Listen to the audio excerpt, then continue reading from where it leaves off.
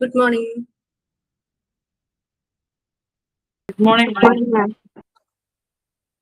Morning. കുറച്ച് പേരേ ഉള്ളൂ. സ്കൂൾ തുറന്നാലാണോ? ഓക്കെ, നിങ്ങളെ പ്രെയർ എല്ലാം കഴിഞ്ഞോ?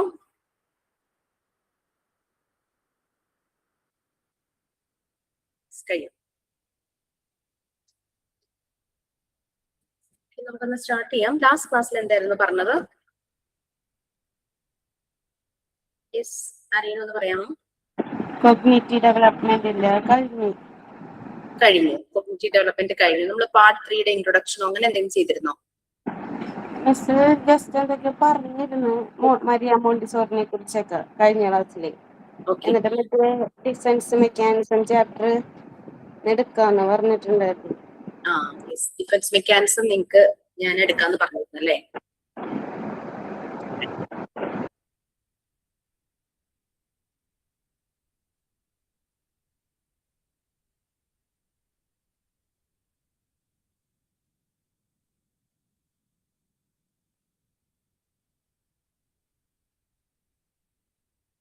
നമുക്ക് ഡിഫൻസ് മെക്കാനിസം സ്റ്റാർട്ട് ചെയ്യാം.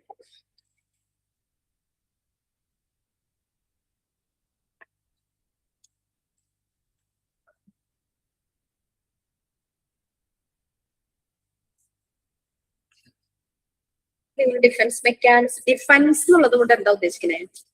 ഡിഫെൻഡ് ചെയ്യുക, പ്രതിരോധിക്കുക അല്ലെ?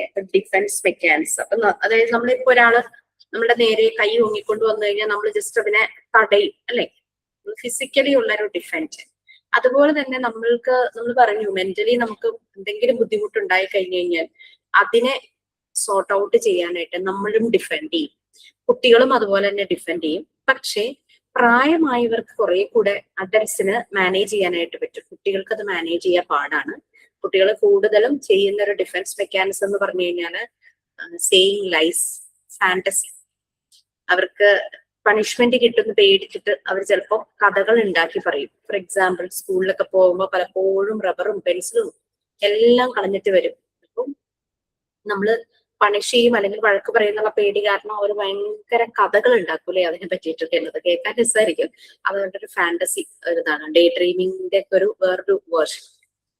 ഒരുതരം ഡിഫൻസ് മെക്കാനിസം ആണ്. എന്നുവെച്ചാൽ പണിഷ്മെന്റ് കിട്ടരുത്, അതിന് വേണ്ടിയിട്ട് അവർ ഉപയോഗിക്കുന്ന ഒരു തന്ത്രം. എടുത്തോട്ടെ കേട്ടോ. അത് നല്ല രീതിയിൽ യൂസ് ചെയ്ത് കഴിഞ്ഞാൽ ഡിഫൻസ് മെക്കാനിസം നമുക്ക് വളരെ ആശ്വാസകരമായിരിക്കും. മനസ്സിനൊരു ബുദ്ധിമുട്ട് ഉണ്ടാവുമ്പോഴാണല്ലോ നമ്മൾ ഡിഫെൻഡ് ചെയ്യുക. ശരീരത്തിനൊരു ബുദ്ധിമുട്ട് ഫീൽ ചെയ്യുമ്പോഴേക്കും ഡിഫെൻഡ് ചെയ്യുന്ന പോലെ തന്നെ മാനസികമായിട്ടൊരു ബുദ്ധിമുട്ട് വരുമ്പോൾ ഡിഫെൻഡ് ചെയ്യുന്നതാണ്. അതാണ് ഡിഫൻസ് മെക്കാനിസം എന്ന് പറയുന്നത്.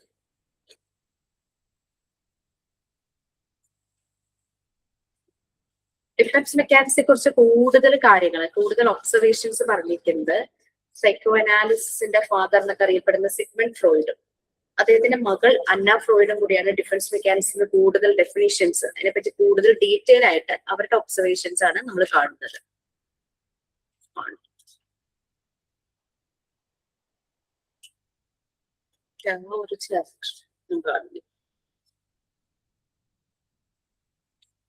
നിങ്ങൾക്ക് റെക്കോർഡ് റൈറ്റിംഗ് ഡീറ്റെയിൽസ് എല്ലാം തന്നല്ലോ അല്ലെ? എല്ലാം 5 റെക്കോർഡ് ഇപ്പോ കിട്ടിയിട്ടുണ്ടല്ലോ.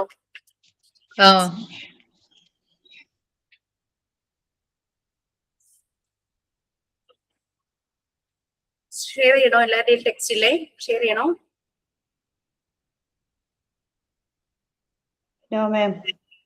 പ്രോബ്ലം ഇല്ലല്ലോ. അറ്റ്ലീസ്റ്റ് കുറച്ച് പേരുടെ പേരെങ്കിലും കാണാലോ.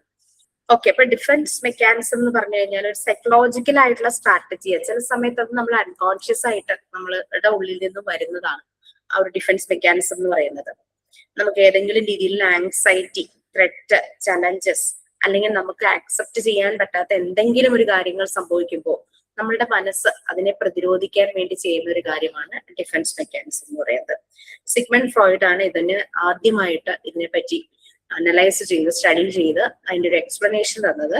അതിനുശേഷം അദ്ദേഹത്തിന്റെ മകൾ അന്ന ഫ്രോയിഡ് ആണ് ഇതിനെ കുറച്ചുകൂടെ ഒരു റിയാലിറ്റിയിൽ പല എക്സ്പീരിയൻസുമായിട്ട് കണക്ട് ചെയ്ത് പറഞ്ഞത്. എങ്ങനെ നമുക്ക് സ്ട്രെസ്സിനെ കോപ്പപ്പ് ചെയ്യാൻ ഡിഫൻസ് മെക്കാനിസം യൂസ് ചെയ്യാം എന്നുള്ളത് അന്ന ഫ്രോയിഡ് കുറച്ചുകൂടെ ഡീറ്റെയിൽ ആയിട്ട് നമ്മളോട് പറഞ്ഞു തന്നിട്ടുണ്ട്. ചില ഡിഫൻസ് മെക്കാനിസം ഒന്നും വലിയ പ്രശ്നങ്ങളൊന്നുമില്ല, ലെസ് എഫക്റ്റീവ് ആയിരിക്കും. ചിലതെന്ന് പറഞ്ഞാൽ കുറെ കൂടെ പ്രിവാലന്റ് ആണ്, ഇമ്പോർട്ടന്റ് ആണ്, അഡാപ്റ്റീവ് ആയിട്ടുള്ളതാണ്. ഫോർ എക്സാമ്പിൾ, നമ്മളിപ്പോ ഭയങ്കരമായിട്ട് വഴക്കുണ്ടാക്കുന്ന ഒരു മനുഷ്യൻ, അയാൾ ഇങ്ങനെ പറഞ്ഞുകൊണ്ടേയിരിക്കുകയാണ്, ഭയങ്കരമായിട്ട് അങ്ങനെ സംസാരിച്ചുകൊണ്ടിരിക്കുകയാണ്, തർക്കം പോലെ. അയാളോട് സംസാരിച്ചിട്ട് കാര്യമില്ല എന്ന് നമുക്ക് മനസ്സിലാവുമ്പോൾ നമ്മൾ എന്താ ചെയ്യുന്നത്? ഒഴിഞ്ഞു മാറുന്നു, അല്ലെ? ഒരു withdrawal. That is A defence mechanism. പ്രശ്നങ്ങൾ ഉണ്ട്, നമ്മൾ സംസാരിക്കുകയാണെങ്കിൽ കൂടുതൽ അത് എരുതിയിൽ എണ്ണ ഒഴിക്കുന്ന പോലെ എന്ന് പറയില്ലേ, അങ്ങനെ ആയി തീരും. അപ്പൊ വെറുതെ എന്തിനാ അയാളോട് സംസാരിച്ചിട്ടും തർക്കിച്ചിട്ടും കാര്യമില്ല എന്ന് കരുതി നമ്മൾ അവിടെ നിന്ന് പതുക്കെ മാറിപ്പോകുന്നതിന് അതൊരു തരം ഡിഫൻസ് മെക്കാനിസം ആണ്. അതാണ് പറയുന്നത്, ശരിയായ രീതിയിൽ യൂസ് ചെയ്ത ഡിഫൻസ് മെക്കാനിസം നമുക്ക് നല്ല രീതിയിൽ നമ്മളെ സ്ട്രെസ്സുമായിട്ട് കോപ്പപ്പ് ചെയ്യാനായിട്ട് പറ്റും. ഒരു ഫസ്റ്റ് പാരഗ്രാഫ് ഉണ്ട്, അതാരെങ്കിലും ഒന്ന് റീഡ് ചെയ്യാമോ?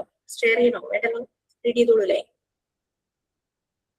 യെസ്, ഫസ്റ്റ് പാരഗ്രാഫ് ഒന്ന് റീഡ് ചെയ്യുക. അത് കഴിഞ്ഞാൽ നമുക്ക് ഓരോ ഡിഫൻസ് മെക്കാനിസം ആയിട്ട് പറയാം. അത്രയും മാത്രമല്ല, അതിൽ കൂടുതൽ ഡിഫൻസ് മെക്കാനിസം ഉണ്ട് കേട്ടോ. ഞാൻ വായിക്കാം. Certain events in the smooth development of the individual and cause acute emotional conflicts and frustration. These conflicts and frustration endanger the individual's psychological balance. But the human individual is adapted with mental capacities to protect himself against such psychological menace, as such as his body is equipped with the powers to protect against physical hazards or distress. These protective devices are known as ego defense or defense mechanisms, or mental mechanisms or dynamisms. They are protective in that they help the individual to overcome threats to his ego. They lessen the distress brought by frustration and conflicts. They ease one's failure, preserve inner harmony, and make the individual able to make adaptation to distressing experiences. There are few special types or responses which make us feel better, which we use in keeping our self-respect or prestige that is being threatened by our frustrations or hindrances which we cannot control. When these mechanisms come into action, the indication is that we are facing some problem of adjustment, or that some motivations have been obstructed, and that we are trying to find out some way to solve our problems and to mitigate our tensions. We shall see the important mechanisms which work in our daily lives. These consist of compensation, rationalization, projection, identification, substitution and sublimation, repression, negativism and sympathetism, withdrawal and daydreaming or fantasy. Okay, ആ ഒരു paragraph വായിച്ചപ്പോ എന്താ നിങ്ങൾക്ക് മനസ്സിലായത്? വായിച്ചപ്പോഴും വായിച്ചു കേട്ടപ്പോഴും മനസ്സിൽ വായിച്ചിട്ടുണ്ടാവുമല്ലോ. നമ്മളുടെ എല്ലാവരുടെയും ആഗ്രഹം എന്താ? വളരെ സന്തോഷത്തോടു കൂടി സമാധാനത്തോടു കൂടി ജീവിക്കണം എന്നല്ലേ? പക്ഷെ നമുക്കത് പറ്റാറില്ലല്ലോ എപ്പോഴും. അപ്പൊ അതിന് തടസ്സങ്ങൾ വരും, ഉണ്ടോ? മെന്റൽ ഡിസ്റ്റർബൻസ്, പല ഡിസ്റ്റർബൻസ് ഉണ്ടാവും. ചിലപ്പോ കാരണമില്ലാതെ നമ്മുടെ ബോഡിയിലെ ചില ഹോർമോൺ ചേഞ്ചസ് കൊണ്ട് നമുക്ക് ഭയങ്കര ഒരു ഡിസ്റ്റർബൻസ് ഫീൽ ചെയ്യും, അല്ലെ? ഒരു എനർജി ലെസ്സോ അല്ലാതെ ഒരു ഫ്രസ്ട്രേഷനോ ദേഷ്യമോ പീരീഡ്സ് ആവുന്നതിന് മുമ്പും ആ ഒരു ടൈമിലൊക്കെ, അങ്ങനെയൊക്കെ മെൻസ്ട്രുവേഷന്റെ ടൈമിലൊക്കെ നമ്മളുടെ ബോഡിയിൽ ചേഞ്ചസ് വരുമ്പോൾ അങ്ങനെയും വരും. ഒരു വ്യക്തി തന്നെ വേണമെന്നില്ല പലപ്പോഴും നമുക്കൊരു ഡിസ്റ്റർബൻസ് ഉണ്ടാകാൻ, അല്ലെങ്കിൽ എന്തെങ്കിലും ഒരു തോട്ട്സ് തന്നെ വേണമെന്നില്ല നമുക്ക് ഡിസ്റ്റർബൻസ് ഉണ്ടാകാൻ. നമ്മുടെ ബോഡിയിലെ കണ്ടീഷൻ മാറുമ്പോൾ, ബോഡിയെ കണ്ടീഷൻ ചെയ്യണമെങ്കിൽ നമുക്ക് ഇതുപോലെ, നിങ്ങളിപ്പോ ഇത്തിരി വണ്ണം കൂടി അല്ലെങ്കിൽ എനിക്ക് എനർജി ലെസ് ആയിട്ട് ഫീൽ ചെയ്യണു, നമ്മളൊന്ന് വർക്ക്ഔട്ട് ചെയ്യുന്ന അല്ലെങ്കിൽ വാമപ്പ് ഒക്കെ ചെയ്ത് കഴിയുമ്പോഴേക്കും നമുക്കത് തിരിച്ച് എടുക്കാനായിട്ട് പറ്റും അല്ലെ. നമ്മൾ അതിനനുസരിച്ചൊക്കെ എക്സസൈസും ഡയറ്റ് കൺട്രോളും ഒക്കെ ആകും. അപ്പൊ നമുക്ക് ബോഡിയെ കണ്ടീഷൻ ചെയ്യാനായിട്ട് അങ്ങനെയുള്ള കുറെ മെത്തേഡ്സ് നമുക്കുണ്ട്. അതുപോലെ തന്നെ നമ്മളുടെ മനസ്സിന്റെ ആരോഗ്യവും അതിനെ കണ്ടീഷൻ ചെയ്യും. അങ്ങനെ കണ്ടീഷൻ ചെയ്യുമ്പോഴാണ് നമുക്ക് സ്മൂത്ത് ആയിട്ട് അങ്ങനെ ഒരു ഇത് കിട്ടുള്ളൂ. സന്തോഷം, വെൽഫെയർ നമ്മൾ പറയുന്നത് ആ ഒരു വെൽനെസ് എന്നുള്ള രീതിയിലേക്ക് വരും. അതിന് നമ്മൾ ജീവിക്കുന്ന ഒരു സൊസൈറ്റി അല്ലെങ്കിൽ നമ്മുടെ ഫാമിലിയിലെ പല പല ഫാക്ടേഴ്സും പലപ്പോഴും നമുക്ക് പല രീതിയിലുള്ള ഒരു ടെൻഷൻസ് തരാറുണ്ട്. കുട്ടികൾക്ക് എക്സാം വരുമ്പോഴേ നമ്മൾ ടെൻഷൻ അടിക്കുന്ന മാതാപിതാക്കളുണ്ട്. സ്കൂൾ തുറക്കാറാകുമ്പോൾ അപ്പോഴും ഭയങ്കര ഒരു സ്ട്രെസ്സാണ് അല്ലെ. ഇത്രയും 2 മാസത്തെ വെക്കേഷൻ കഴിഞ്ഞ് ബാക്ക് ടു വേറൊരു ഷെഡ്യൂളിലേക്ക് പോവുക. 2 മാസത്തെ ഷെഡ്യൂൾ ആവില്ല ഇനിയത്തെ ഷെഡ്യൂൾ എന്ന് പറയുന്നത്. നേരത്തെ എണീക്കണം, ലഞ്ച്, അങ്ങനെ ഇങ്ങനെ. വൈകിട്ട് കുട്ടി വരുമ്പോൾ ഹോംവർക്ക് അല്ലെങ്കിൽ എക്സ്ട്രാ എന്തെങ്കിലും ആക്ടിവിറ്റീസിന് കുട്ടി പോകുന്നുണ്ടെങ്കിൽ അതിനും ഉണ്ടാക്കണം, ട്യൂഷൻ, അങ്ങനെ ഇങ്ങനെ പല പല കാര്യങ്ങൾ. പിന്നെ നമ്മൾ വർക്ക് ചെയ്യുകയാണെങ്കിൽ നമുക്കും അതിൻ്റെതായ കാര്യങ്ങൾ ഉണ്ടാവും. അപ്പൊ അങ്ങനെ ചില കാര്യങ്ങളൊക്കെ വരുമ്പോൾ നമ്മൾ വല്ലാതെ സ്ട്രെസ്സിലാകുന്നു. അപ്പൊ അതിനെ കോപ്പപ്പ് ചെയ്യണം. അപ്പൊ ഇങ്ങനെയുള്ള ചിലപ്പോൾ ഇമോഷണൽ കോൺഫ്ലിക്ട്സ്, ഫ്രസ്ട്രേഷൻ അങ്ങനെയൊക്കെ വരും. ചില സമയത്ത് ആളുകൾ പറഞ്ഞു കേട്ടില്ലേ, എന്താണെന്നറിയില്ല എനിക്ക് ദേഷ്യം വരുന്നു, എന്താണെന്നറിയില്ല എനിക്ക് സങ്കടം വരും. അതൊക്കെ നമ്മളുടെ ഉള്ളിലെ ആ ഒരു കെമിക്കൽ ആക്ഷൻസിന്റെ അതിന്റെ ഒരു ഇംബാലൻസ് കൊണ്ടോ അങ്ങനെയൊക്കെ സംഭവിക്കാം. കോൺഫ്ലിക്ട്സ് ആൻഡ് ഫ്രസ്ട്രേഷൻസ് കാര്യങ്ങളൊക്കെ സംഭവിക്കും. ഇതിനെയെല്ലാം ഇതെല്ലാം ഒരു ത്രെറ്റ് പോലെയാണ്. നമ്മുടെ സൈക്കോളജിക്കൽ ബാലൻസിനുള്ള ഡേഞ്ചർ ഒരു ത്രെറ്റ് പോലെയാണ്. വേറൊരാള് തന്നെ നമ്മൾക്കൊരു ത്രെറ്റോ ചലഞ്ചോ ആവണമെന്നില്ല. നമ്മളുടെ ഉള്ളിൽ തന്നെയുള്ള ഈ കൺഫ്യൂഷൻസും കോൺഫ്ലിക്ട്സും തന്നെയും നമുക്ക് ഒരു ഡേഞ്ചർ, ഒരു ത്രെറ്റ് ആകാം, ഒരു ചലഞ്ച് ആകാം. ഇതിനെ ഓവർകം ചെയ്യാനായിട്ട് നമുക്ക് പറ്റണം. അപ്പം പൊതുവെ മനുഷ്യർക്ക് പല രീതിയിലുള്ള മെന്റൽ കപ്പാസിറ്റീസ് ഉണ്ട്. നമ്മൾ തന്നെ ചിലപ്പോൾ ചിന്തിക്കും, അങ്ങനെ ഒരു പ്രശ്നം വന്നപ്പോ എനിക്കതിനെ മാനേജ് ചെയ്യാൻ പറ്റി, ഞാൻ തന്നെയാണോ എന്ന് എനിക്ക് സംശയം തോന്നി അല്ലെ. അങ്ങനെ മെന്റൽ കപ്പാസിറ്റീസ് ഉണ്ടെന്നാണ് പറയുന്നത്. പ്രത്യേകിച്ചും സ്ത്രീകൾക്കാണ് പുരുഷന്മാരെക്കാളും മെന്റൽ കപ്പാസിറ്റി കൂടുതൽ. ഇമോഷൻസിനെ മാനേജ് ചെയ്യാനും ഒക്കെ പുരുഷന്മാർക്ക് അത്രയും ഇല്ല.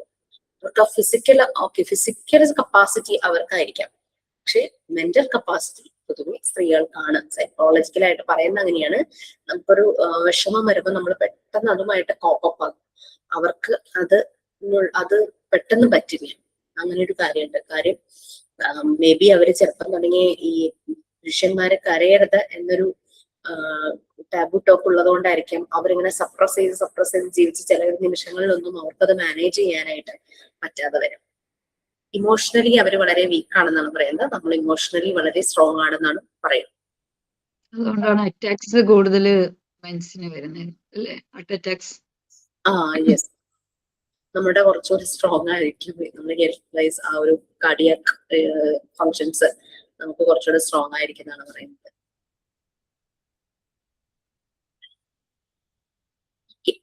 അപ്പൊ അങ്ങനെ ഈ സൈക്കോളജിക്കൽ ആയിട്ടുള്ള ഒരു മെനസ്, ആ ഒരു ത്രെറ്റ്, അതിനെയൊക്കെ അതിൽ നിന്നെല്ലാം നമുക്ക് നമ്മളെ പ്രൊട്ടക്ട് ചെയ്യാനായിട്ട് പറ്റുന്ന മെന്റൽ കപ്പാസിറ്റി. ഇത് തന്നെയാണ് ഡിഫൻസ് മെക്കാനിസം അല്ലെങ്കിൽ മെന്റൽ മെക്കാനിസം എന്ന് പറയുന്നത്. പക്ഷെ ഡിഫൻസ് മെക്കാനിസത്തിലും തന്നെയും നെഗറ്റീവ് ആയിട്ടുള്ള ചില ഡിഫൻസ് മെക്കാനിസം ഒക്കെ ഉണ്ട് കേട്ടോ. നമ്മളിനി ഓരോന്നോരോന്നായിട്ട് പറയുമ്പോൾ അത് നിങ്ങൾക്ക് മനസ്സിലാവും. ചിലത് it's very good for our wellbeing എന്നുള്ളത് മനസ്സിലാവും. മെന്റൽ മെക്കാനിസംസ് അല്ലെങ്കിൽ ഡൈനാമിസംസ് എന്നതെല്ലാം ഡിഫൻസ് മെക്കാനിസത്തെ പറയും. ഇൻഡിവിജ്വലിന് അതൊരു പ്രൊട്ടക്റ്റീവ് ആണ്. ശരിക്കും ഡിഫെൻഡ് ചെയ്യുക ഒരു പ്രൊട്ടക്ഷൻ പോലെയാണ്. ഓരോ ഇൻഡിവിജ്വലിനും അവരുടെ ത്രെറ്റിനെ അവർക്ക് ഓവർകം ചെയ്യാനായിട്ട് പറ്റും. നമ്മളുടെ സെൽഫിനെ ഹേർട്ട് ചെയ്യുന്ന രീതിയിൽ എന്തെങ്കിലുമൊക്കെ സംഭവിച്ചു കഴിഞ്ഞു കഴിഞ്ഞാൽ ചില ആൾക്കാർ വളരെ ഡോൺ കെയർ ആണ് ആ കാര്യത്തില്. ചിലർക്കൊരു ചെറിയ കളിയാക്കല് പോലും സഹിക്കാൻ പറ്റില്ല, താങ്ങാൻ പറ്റില്ല. ചിലപ്പോൾ ദേഷ്യപ്പെടും, ചിലപ്പോൾ കരയും. അങ്ങനെ അതൊക്കെ നമ്മുടെ ഈഗോയ്ക്ക് വരുന്ന ഒരു ത്രെറ്റ് ആണ്. അങ്ങനെയുള്ള ഇഷ്യൂസ് ഒക്കെ വരുന്നത് പലപ്പോഴും ഇങ്ങനെയുള്ള ത്രെറ്റിനെ ഓവർകം ചെയ്യാൻ നമ്മളുടെ മനസ്സിനെ നമ്മൾ പ്രിപ്പയർ ചെയ്തു. ചിലപ്പോ നമ്മൾ ചില ആളുകളെ പറ്റി പറയില്ലേ, ഈ പണ്ട് അവൻ അല്ലെങ്കിൽ അവൾ ഇങ്ങനെയായിരുന്നു, എന്തെങ്കിലും പറയുമ്പോഴേക്കും കരയും അല്ലെങ്കിൽ ദേഷ്യപ്പെടും. ഇപ്പൊ സ്വഭാവമേ മാറി. അത് അവർ ആ കപ്പാസിറ്റി നേടിയെടുക്കുന്നു. ആ ഒരു മെന്റൽ കപ്പാസിറ്റി അവർക്ക് വരുവാണ്. ഏതെങ്കിലുമൊക്കെ ട്രിഗർ കൊണ്ട് വരുന്നതായിരിക്കാം.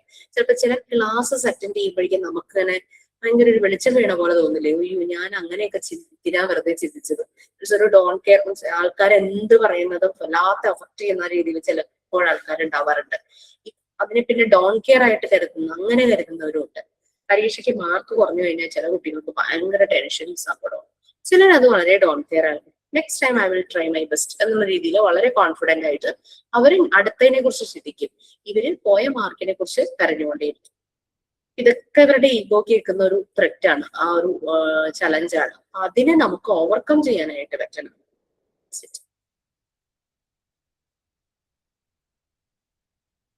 എപ്പോഴും നമ്മള് ഈ മെന്റൽ മെക്കാനിസം അല്ലെങ്കിൽ ഡിഫൻസ് മെക്കാനിസം നമ്മളുടെ ഉള്ളിൽ നിന്ന് വരുമ്പോൾ നമ്മളുടെ മനസ്സിനെ നമുക്ക് സ്ട്രെസ്സുമായിട്ട് കോപ്പപ്പ് ചെയ്യാൻ പറ്റുക പറഞ്ഞാൽ it's our own self respect.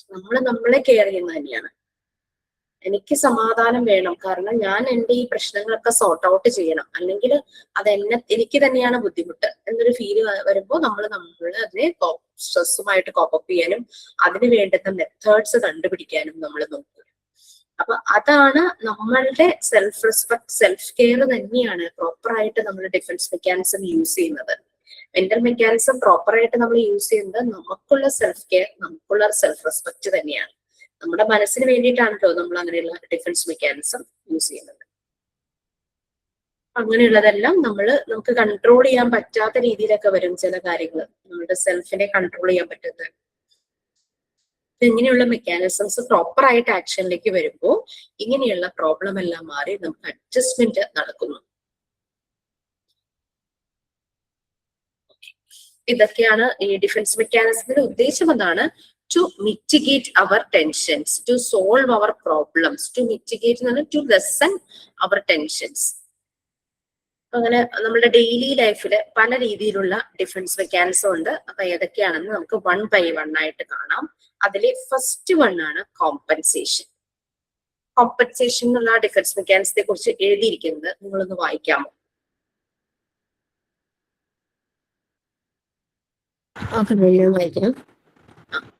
Compensation. When an individual makes an attempt to compensate for a deficiency by directing his energies to some other aspect of his personality in which no deficiency exists, he is using the mechanism of compensation.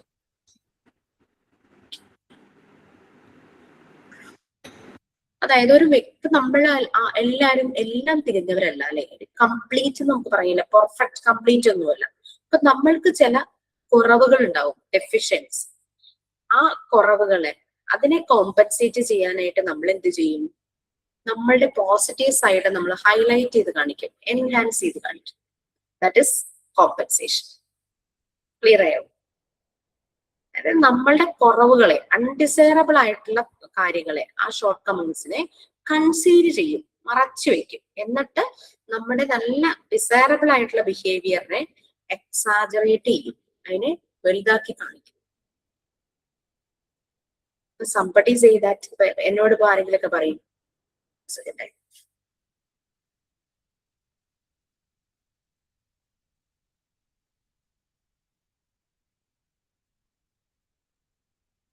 Okay, ഇപ്പൊ എന്നോട് ഇപ്പൊ ഒരാൾ പറയുകയാണ്, ഓ height ഇല്ലല്ലോ എന്ന് പറയുമ്പോഴേക്കും എന്റെ ഒരു ഡെഫിഷ്യൻസി തന്നെയാണ് ഹൈറ്റ് ഇല്ലാത്തത്, അല്ലെ? ഒരു ഷോർട്ട് കമ്മിങ് ആണ്. സോ ഞാൻ എപ്പോഴും ആൾക്കാർ, എന്റെ വീട്ടിൽ എന്റെ ഹസ്ബൻഡിന്റെ കുട്ടികൾക്ക് നല്ല ഹൈറ്റ് ആണ്, അവരെ വെച്ച് നോക്കുമ്പോൾ ഞാൻ ഷോർട്ടാണ്, 5 feet കഷ്ടി.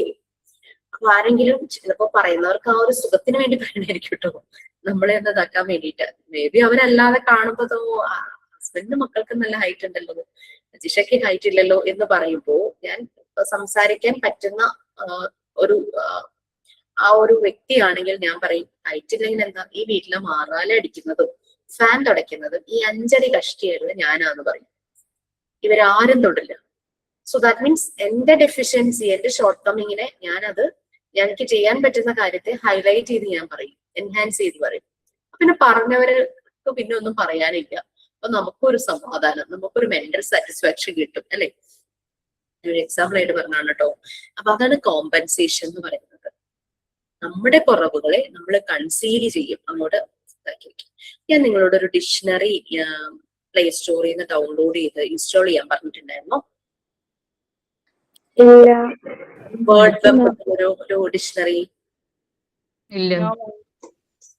ഓക്കെ, അതൊന്ന് പ്ലേ സ്റ്റോറിൽ നിന്ന് ഇൻസ്റ്റാൾ ചെയ്ത് വെക്കണം. നമുക്ക് നല്ല വേർഡ് പവറിനുമാണ്. കാരണം അതിൽ ചില വാക്കുകളുടെ മീനിങ് നമ്മൾ അതിനകത്ത് ടൈപ്പ് ചെയ്ത് നോക്കുമ്പോൾ ഇപ്പം കൂടുതൽ ഗൂഗിളും അതുകൊണ്ടും ഒക്കെ ഉണ്ട്, എന്നാലും ഞാൻ പറയുകയാണ്, ആ ആപ്പ് നമുക്ക് നെറ്റ്, അതായത് നെറ്റ്വർക്ക് ഇല്ലെങ്കിലും ഓഫ്ലൈനിലും നമുക്ക് യൂസ് ചെയ്യാനായിട്ട് പറ്റും.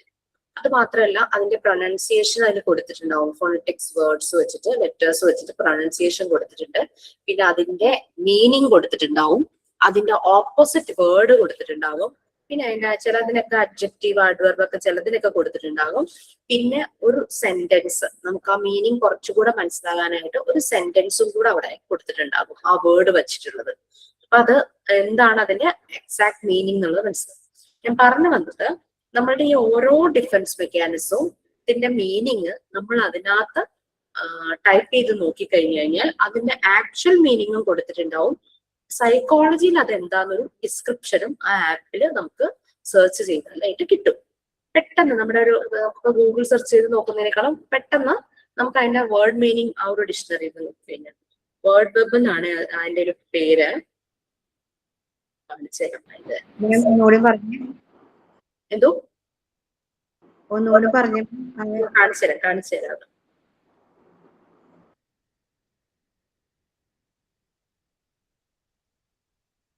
കാണാമോ?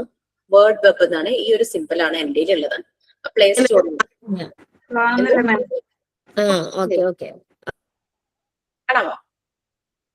ഇതൊന്നും ഡൗൺലോഡ് ചെയ്ത് വെച്ചോളൂ. ഇപ്പൊ തന്നെ വേണമെന്നില്ല, ഞാനൊന്ന് പറഞ്ഞേ ഉള്ളൂ. ഇപ്പൊ ഡിഫൻസ് മെക്കാനിസം ചെയ്തപ്പോ അപ്പൊ എനിക്ക് ഒത്തിരി ഹെൽപ്ഫുൾ ആയിരുന്നു. അതില് സൈക്കോളജിയില് ആ ഓരോ വേർഡും എന്താണെന്നുള്ളത് എക്സ്പ്ലെയിൻ ചെയ്തിട്ടുണ്ടായിരുന്നു. ഒട്ടുമിക്കത്, എല്ലാം ഉണ്ടോ എന്നുള്ളതല്ല, എന്നാലും എളുപ്പമുണ്ടായിരുന്നു. കോമ്പൻസേഷൻ അല്ലേ നമ്മൾ പറഞ്ഞോണ്ടിരുന്നത്? കോമ്പൻസേഷൻ ക്ലിയർ ആയല്ലോ?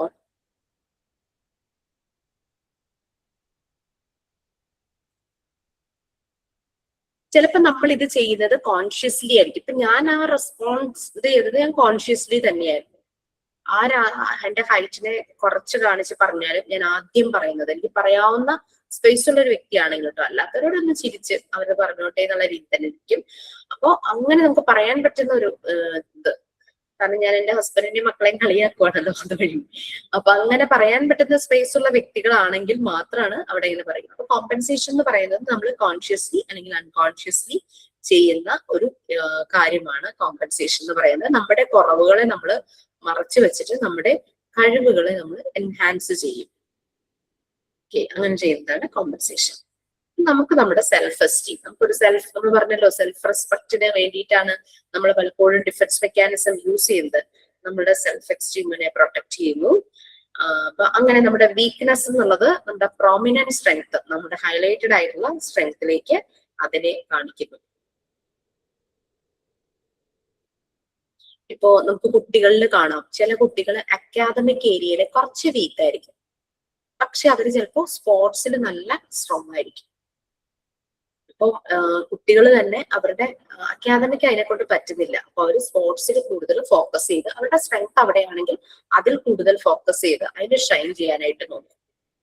ഇപ്പൊ ആ മക്കളെ പറ്റി അതിന്റെ പാരന്റ്സിനോട് പറയുവാണെന്ന് വിചാരിച്ചു, പഠിക്കാൻ ആവറേജ് ആണോ കുട്ടി, എത്ര മാർക്ക് ഉണ്ട് ഇങ്ങനെ ചോദിച്ചങ്ങനെ പറയുമ്പോഴേക്കും അവന് അല്ലെങ്കിൽ അവൾക്ക് മാർക്ക് കുറവാണ്, പക്ഷേ സ്പോർട്സിൽ അവൻ ടോപ്പാണ്, സ്കൂളിലെ ടോപ്പാണ്, അങ്ങനെ പറയുന്ന പാരന്റ്സിന് നമ്മൾ കേട്ടിട്ടില്ലേ?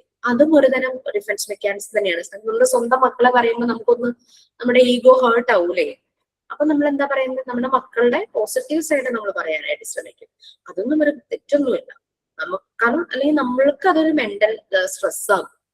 നമ്മളിങ്ങനെ പറഞ്ഞു കഴിയുമ്പോൾ ഒരു ആശ്വാസം നമുക്ക് കിട്ടില്ലേ? അത് തന്നെയാണ് കോമ്പൻസേഷൻ എന്ന് പറയുന്നത്.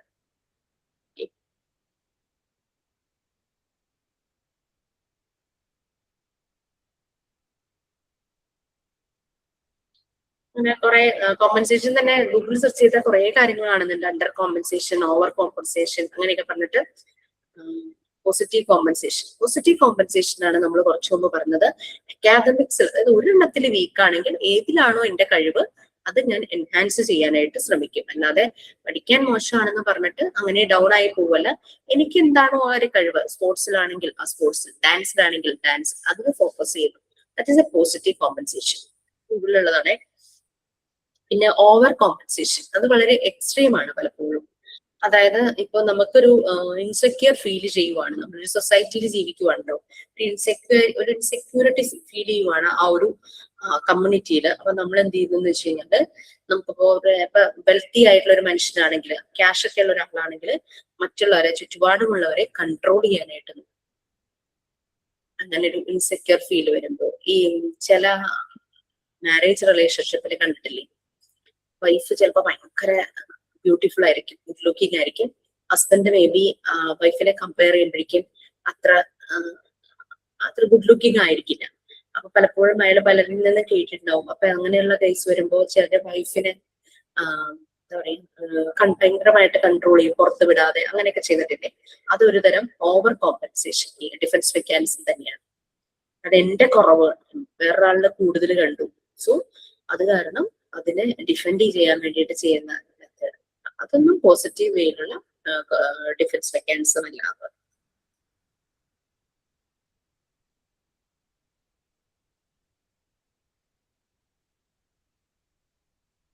പിന്നെ അണ്ടർ കോമ്പൻസേഷൻ പറയുന്നത് എന്താന്ന് വെച്ച് കഴിഞ്ഞാല്, ഇതൊക്കെ ഗൂഗിളിലുള്ളതാട്ടോ ഇതിനെ പറയുന്നത്. അണ്ടർ കോമ്പൻസേഷൻ എന്ന് പറഞ്ഞു കഴിഞ്ഞാൽ ഇപ്പൊ ഒരാൾക്കൊരു കുറവ് വരുമ്പോ അയാൾ എന്ത് ചെയ്തെന്ന് വെച്ച് കഴിഞ്ഞാല്, അയാളുമായിട്ട് ക്ലോസ് ആയിട്ടുള്ള ഒരു വ്യക്തിയെ വളരെയധികം ഡിപ്പെൻഡ് ചെയ്യും.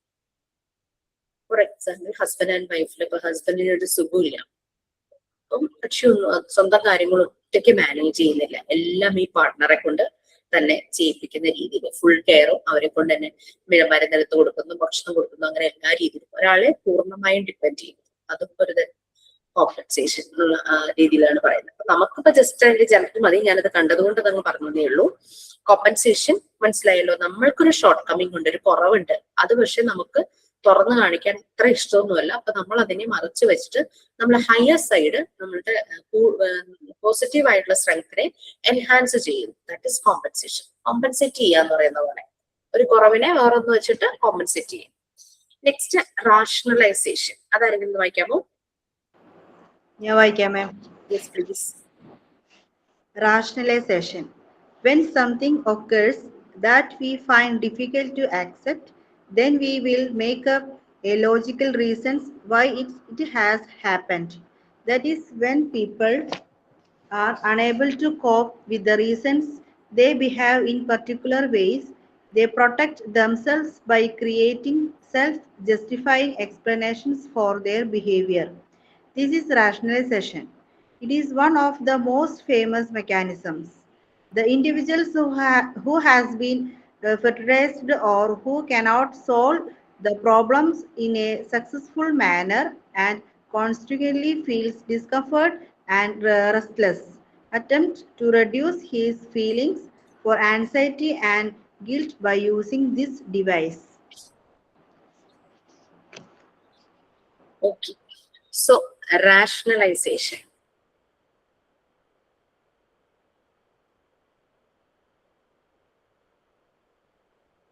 നമുക്ക് എന്തെങ്കിലും ഒരു കാര്യം സംഭവിക്കുമ്പോൾ നമുക്കത് ആക്സെപ്റ്റ് ചെയ്യാനായിട്ട് ബുദ്ധിമുട്ട്. ഫോർ എക്സാമ്പിൾ, ഞാൻ നിങ്ങളെ ഒരു എക്സാമ്പിൾ ആയിട്ട് പറയാന്ന് വിചാരിച്ചു. ഒരു അസൈൻമെന്റ് തരും, 5 days. ഞാൻ മൺഡേയിലാണ് അസൈൻമെന്റ് തരുന്നതെങ്കിൽ സാറ്റർഡേ മോർണിംഗ് നിങ്ങൾ സബ്മിറ്റ് ചെയ്യണമെന്ന് പറയുവാണ്. സംഹൗ അത് നിങ്ങളുടെ എന്തൊക്കെയോ കാര്യങ്ങൾ കൊണ്ട് അത് ഇറ്റ്സ് ഗോട്ട് ഡിലേഡ്, അത് ഡിലേ ആയിപ്പോയി. സോ അത് നമ്മളുടെ ഒരു കുറവ്, നമ്മളത് കറക്റ്റ് സമയത്ത് ചെയ്തില്ല. അപ്പൊ അത് നമ്മളുടെ ഒരു ഷോർട്ട് കമ്മിങ് ആണ്, ഒരു ഡെഫിഷ്യൻസി ആണ്, കുറവാണല്ലേ. പക്ഷെ അതിനെ ന്യായീകരിക്കാൻ വേണ്ടി പറയുവാണ്, മാം അത് ഭയങ്കര ടഫായിരുന്നു, അതുകൊണ്ടാണ് എനിക്ക് കംപ്ലീറ്റ് ചെയ്യാൻ പറ്റാത്തത്. സോ ഇറ്റ്സ് എ ജസ്റ്റിഫിക്കേഷൻ അല്ലേ, നമ്മൾ ജസ്റ്റിഫൈ ചെയ്യുവാണ്, അത് ടഫാണ്, അതാണ് എനിക്ക് കംപ്ലീറ്റ് ചെയ്യാൻ പറ്റാത്തത്. So it's A justification. കുട്ടികൾ പരീക്ഷയ്ക്ക് പോകുന്നു അല്ലെ, എക്സാം എഴുതി വീട്ടിൽ വരുമ്പോ പാരന്റ്സ് ചോദിക്കുവോ എക്സാം എങ്ങനെയുണ്ടായിരുന്നു? സോ അവര് പറയും ഭയങ്കര ടഫായിരുന്നു. അപ്പോ തൊട്ടടുത്ത വീട്ടില് ഇതിനേക്കാൾ പഠിക്കുന്ന ഒരു കുട്ടി ഉണ്ടെങ്കിൽ അവൾക്കും ടഫായിരുന്നു അല്ലെ. ജസ്റ്റിഫിക്കേഷൻ ആണത്. നമ്മള് ചെയ്യേണ്ട ഒരു കാര്യം നമ്മൾക്ക് പ്രോപ്പറായിട്ട് ചെയ്യാൻ പറ്റാതെ വന്നു, ദാറ്റ്സ് നമ്മളുടെ ഒരു ഷോർട്ട് കമ്മിങ് ആണ്. അപ്പൊ അങ്ങനെ വരുമ്പോഴേക്കും അതിനെ ന്യായീകരിക്കാൻ വേണ്ടിയിട്ട് കാരണങ്ങൾ കണ്ടെത്തും. അതാണ് രാഷണലൈസേഷൻ നമ്മൾ ചെയ്തിട്ടുണ്ടാവും പലപ്പോഴും ഇങ്ങനെയുള്ള കാര്യങ്ങൾ അല്ലെ. അൺആക്സെപ്റ്റബിൾ ആയിട്ടുള്ള ഒരു ബിഹേവിയർ, തോട്ട്സ്, ഫെയിലിയർ അങ്ങനെയൊക്കെ വരുമ്പോഴേക്കും അതിന് വേണ്ടിയിട്ട് നമ്മൾ ചിലപ്പോൾ അൺകോൺഷ്യസ് ആയിട്ട് നമ്മുടെ വായിൽ നിന്ന് അറിയാതെ വരുന്നത് അങ്ങനെ ഒരു ബ്ലെയിം ചെയ്യുക അല്ലെ, ഒരു ജസ്റ്റ് വേറെ ഒന്നിലേക്ക് ഇങ്ങനെ ബ്ലെയിം ചെയ്യും, നമ്മളത് പ്രൊട്ടക്ട് ചെയ്യാൻ വേണ്ടിയിട്ട് ഒരു എക്സ്ക്യൂസസ് പറയുക ആ ഒരു സിറ്റുവേഷൻ.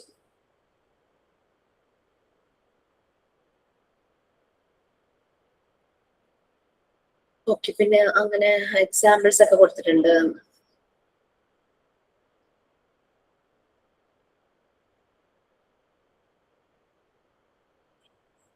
ക്ലിയർ ആയെന്ന് വിചാരിക്കും. റാഷണലൈസേഷൻ അതാണ്. ജസ്റ്റിഫിക്കേഷൻ, ജസ്റ്റ് ഒറ്റ വാക്കിലെ റാഷണലൈസേഷനെ നമുക്ക് പറയാനായിട്ട്, നമുക്ക് ആക്സെപ്റ്റ് ചെയ്യാത്ത ഒരു കാര്യത്തെ നമ്മൾ അങ്ങ് ജസ്റ്റിഫൈ ചെയ്യും, അതിനെ മിനിമൈസ് ചെയ്തു, ജസ്റ്റ് ബ്ലെയിം ചെയ്ത് വേറൊന്നിലേക്ക് ബ്ലെയിം ചെയ്ത ഒന്നൊക്കെ ഈ എന്തെങ്കിലും പണി ചെയ്യുമ്പോഴേക്കും ശരിയായില്ലെങ്കിൽ പണിയായുധങ്ങളെ കുറ്റം പറയുന്ന ആ ഒരു രീതി ഉണ്ടല്ലോ, അത് തന്നെ റാഷണലൈസേഷൻ. ഇതെല്ലാം പോസിറ്റീവ് ഡിഫൻസ് മെക്കാനിസത്തിൽ വരുന്നതാണോ? ഇത് ശരിക്കും പറഞ്ഞു കഴിഞ്ഞാല് പോസിറ്റീവ് അല്ല, പക്ഷേ ഇത് പോസിറ്റീവ് ആകും എപ്പോഴാണെന്നറിയോ, നമ്മളുടെ ഇന്നർ തോട്ട്സിനെ നമുക്ക് ആ സ്ട്രെസ്സിനെ കോപ്പപ്പ് ചെയ്യാൻ നമ്മൾ മനസ്സിൽ പറഞ്ഞാലും ഇത് റാഷണലൈസേഷൻ തന്നെയാണ്. ഒരു എക്സാം എഴുതാനായിട്ട് പോയി ടഫായിരുന്നു, അപ്പോ യെസ് ഔട്ട് ഓഫ് സിലബസ് വന്നതുകൊണ്ടായിരിക്കാം ടഫായത് നമ്മൾ സ്വയം പറയുന്നത്, that is a positive defence mechanism. കാരണം നമുക്ക് എക്സാം ടഫായതിന്റെ സ്ട്രെസ് നല്ലപോലെ മനസ്സിലുണ്ട്. അപ്പൊ നമ്മൾ സ്വയം പറയാണ് സിലബസ് ക്വസ്റ്റ്യൻ വന്നു അതുകൊണ്ടാണ് ടഫ് ആയത്, അല്ലെങ്കിൽ സിലബസ് മാറി അപ്പൊ പുതിയ രീതിയിലുള്ള ക്വസ്റ്റ്യൻ പേപ്പർ എങ്ങനെയാണെന്നൊരു ഐഡിയ ഇല്ലാതെ വന്നു, ആ ഒരു പാറ്റേൺ എങ്ങനെയാണെന്ന് ഐഡിയ ഇല്ലാതെ വന്നു, ഫസ്റ്റ് ബാച്ച് ആണല്ലോ ഞാൻ എഴുതിയത്, സോ അതായിരിക്കും. അല്ലെങ്കിൽ നമ്മളുടെ സെൽഫിനെ പ്രൊട്ടക്ട് ചെയ്യാൻ ചെയ്യുമ്പോൾ അത് പോസിറ്റീവ് തന്നെയാണ്. അല്ലെങ്കിൽ നമ്മൾ അതിനെ കുറിച്ച് ഓർത്ത് ടെൻഷൻ അടിച്ചിരിക്കൂടോ, അതാണ്.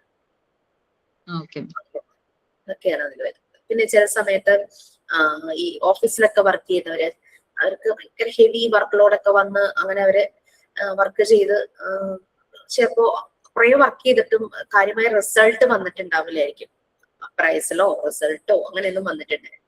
അപ്പൊ അയാള് സ്വയം ഇങ്ങനെ പറയുവാണ്, നെക്സ്റ്റ് ടെനുവറിൽ ഞാൻ ഇത് നല്ലപോലെ വർക്ക് ചെയ്ത് എനിക്കൊരു റിവാർഡ് കിട്ടുന്ന രീതിയിൽ ഞാൻ വർക്ക് ചെയ്യുന്നതായിരിക്കും. അതൊക്കെ ഒരു കാരണം ഇപ്പോഴത്തെ കുറവിനെ അയാള് ഇങ്ങനെ ഇനി ഞാൻ ചെയ്ത് അങ്ങനെ രീതിയിൽ ഇത് ജസ്റ്റിഫൈ ചെയ്യുവാണ്. ഇനി എന്തായാലും ഞാൻ ഹാർഡ് വർക്ക് ചെയ്തിട്ട് എനിക്ക് അതൊരു റിവാർഡ് കിട്ടും എന്നുള്ള രീതിയിൽ അയാൾ അതിനെ മാറ്റിയെടുക്കും. അപ്പൊ അതും ഒരു ഡിഫൻസ് മെക്കാനിസം തന്നെയാണ്. നമ്മളുടെ ഓരോ സിറ്റുവേഷനിൽ, അത് പേഴ്സണലി ആണെങ്കിലും പ്രൊഫഷണലി ആണെങ്കിലും പലപ്പോഴും നമ്മളും ഫേസ് ചെയ്യുന്ന കാര്യമാണ്. ഇപ്പൊ നമ്മൾ 10 കുട്ടികളെ പഠിപ്പിക്കുന്നു, നമ്മുടെ ഉദ്ദേശം അവർക്ക് നല്ല മാർക്ക് കിട്ടണം, ഒരു 80% മുകളിൽ സ്കോർ ചെയ്യണം എന്നാണെന്ന് വിചാരിക്കാതെ വിചാരിച്ചു.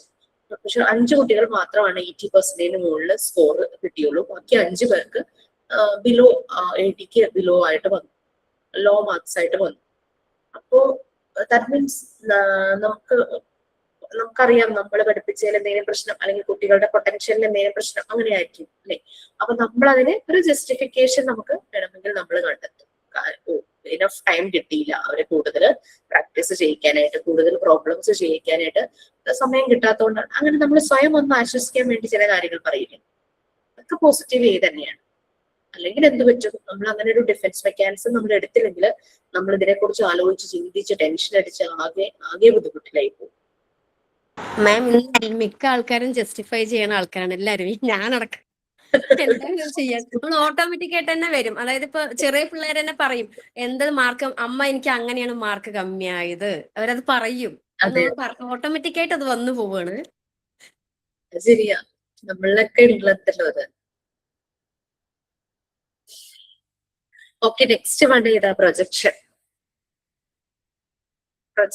വേർഡ് മീനിങ് തന്നെ നമുക്ക് മനസ്സിലാവും, വേറൊന്നിലേക്ക് പ്രൊജക്ട് ചെയ്യാന്നുള്ളത്. ഒന്ന് വായിക്കൂ ആരെങ്കിലും. Okay. Projection. We often ascribe to others our own shortcomings, desires, or moral defects as a way of lessening our own sense of guilt or inadequacy. We may have certain falling and undesirable behavior traits or motives and feel scanty, but instead of acknowledging them, we call attention to the same traits in others. Thus, we divert the attention of others from our own shortcoming A special form of projection is called displacement or transference.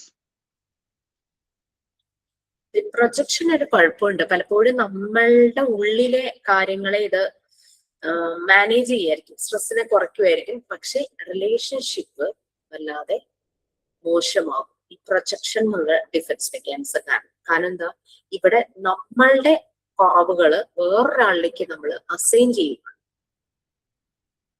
എനിക്കൊരു കുറവുണ്ട്, പക്ഷെ എനിക്കത് accept ചെയ്യാൻ കഴിയില്ല. ഞാൻ അതെന്റെ life പാർട്ട്ണറിലേക്ക് അങ്ങനെ assign ചെയ്ത് ആളെ കുറ്റപ്പെടുത്തുന്നു. ഇപ്പോ നല്ലൊരു എക്സാമ്പിൾ ആണോന്ന് എനിക്കറിയില്ല. ഈ ഹസ്ബൻഡ് ആൻഡ് വൈഫ്, കുട്ടികളില്ല. ഒരുപക്ഷെ ഹസ്ബൻഡിനായിരിക്കാം പ്രോബ്ലം. ഹസ്ബൻഡ് സ്വന്തം പ്രോബ്ലത്തെ മറച്ചു വെച്ചിട്ട് വൈഫിനാണ് പ്രശ്നം എന്ന് കരുതി പറഞ്ഞ് മറ്റുള്ളവരുടെ മുന്നിൽ കാണിക്കുന്നത്. ഇത് ശരിക്കും അയാള് സ്വയം സമാധാനിക്കുമായിരിക്കും. ആൾക്കാർ എന്റെ നേരെ വിരൽ ചൂണ്ടല്ലോ എന്ന് വിചാരിക്കും, അവളുടെ നേരെയല്ലേ വിരൽ ചൂണ്ടുള്ളൂ എന്ന് അയാൾ വിചാരിക്കും. ആ ഒരു ഇടുങ്ങിയ മനസ്സായതുകൊണ്ടാണ് അങ്ങനെ അയാൾ പ്രൊജക്ട് ചെയ്യുന്നത്. അപ്പോ പറ്റുന്ന എന്താന്ന് വെച്ച് കഴിഞ്ഞാല് ഈ ഹസ്ബൻഡ് ആൻഡ് വൈഫിന്റെ ബന്ധങ്ങൾ, അവര് തമ്മിലുള്ള ബന്ധം മോശമാവും. അതുപോലെ തന്നെ മറ്റ് ഫാമിലി മെമ്പേഴ്സ് വൈഫിനോടുള്ള അപ്രോച്ച്, ഈ പെൺകുട്ടിയോടുള്ള അപ്രോച്ച്, അങ്ങനെ റിലേഷൻഷിപ്പിലൊക്കെ പ്രശ്നങ്ങൾ വരും ഈ ഒരു ഡിഫൻസ് മെക്കാനിസം.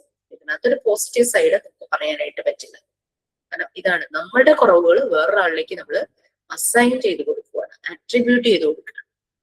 നമ്മളുടെ ഓൺ ഷോർട്ട് കമ്മിറ്റ്സ് അത് വേറൊരാളിലേക്ക് ആക്കി നമ്മൾ മാറ്റുന്നു.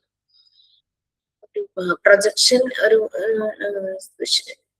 ഡിസ്പ്ലേസ്മെന്റ്, അതിന്റെ ഒരു സ്പെഷ്യൽ ഫോം ഓഫ് പ്രൊജക്ഷൻ ആണ് ഡിസ്പ്ലേസ്മെന്റ്. നമ്മൾ ഡിസ്പ്ലേസ് ചെയ്യുന്നു, ട്രാൻസ്ഫർ ചെയ്യുന്നു, അല്ലെങ്കിൽ ട്രാൻസ്ഫർ ചെയ്യുന്നു. ഇമോഷൻസും അങ്ങനെയുള്ള കാര്യങ്ങളെല്ലാം വേറൊരാളിലേക്ക് ട്രാൻസ്ഫർ ചെയ്യുന്നു. ഇതാണ് പ്രൊജക്ഷൻ എന്ന് പറയുന്നത്.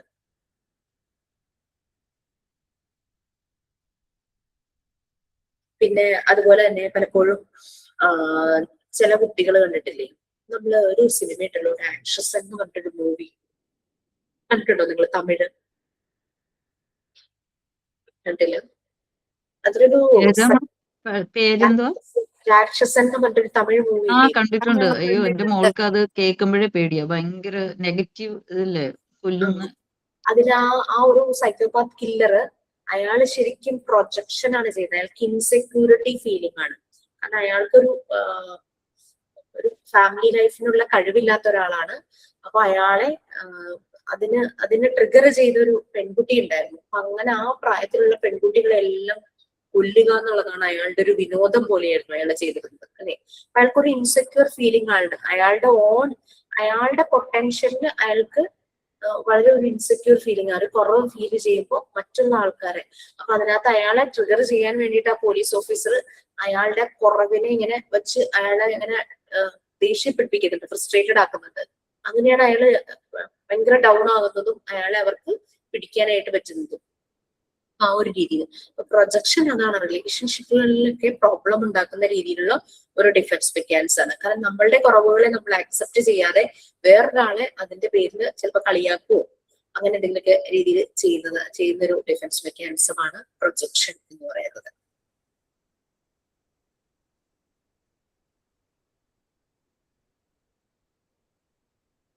ഓക്കെ, പിന്നെ ദേഷ്യമൊക്കെ, ജലസ്, ആങ്കർ ഒക്കെ ഇതിന്റെ ഭാഗമായിട്ടുണ്ടാകുന്നതാണ്. ഒരാളോട് അസൂയ തോന്നുമ്പോൾ ഈ എടുക്കുന്ന ഒരു ഡിഫൻസ് മെക്കാനിസമാണ് പ്രൊജക്ഷൻ. ദേഷ്യം തോന്നുമ്പോൾ, അതുപോലെ തന്നെ ഇൻസെക്യൂർ ഫീലിംഗ് ഒക്കെ തോന്നുമ്പോൾ എടുക്കുന്ന ഒരു ഡിഫൻസ് മെക്കാനിസമാണ് പ്രൊജക്ഷൻ എന്ന് പറയുന്നത്. നമ്മളുടെ കുറവുകളെ വേറൊരാളിലേക്ക് കാണിച്ച് അയാളെ കളിയാക്കുക, അയാളെ ഉപദ്രവിക്കുക മാക്സിമം, അതൊക്കെ അങ്ങനെയുള്ള ഒരു ഡിഫൻസ് മെക്കാനിസമാണ് projection. Next, fourth one, identification. വായിക്കാമോ? Identification. It is an adjustment mechanism which makes one able to attain satisfaction from the success of other people, groups, or organization. Here, worshipping is also a form of identification.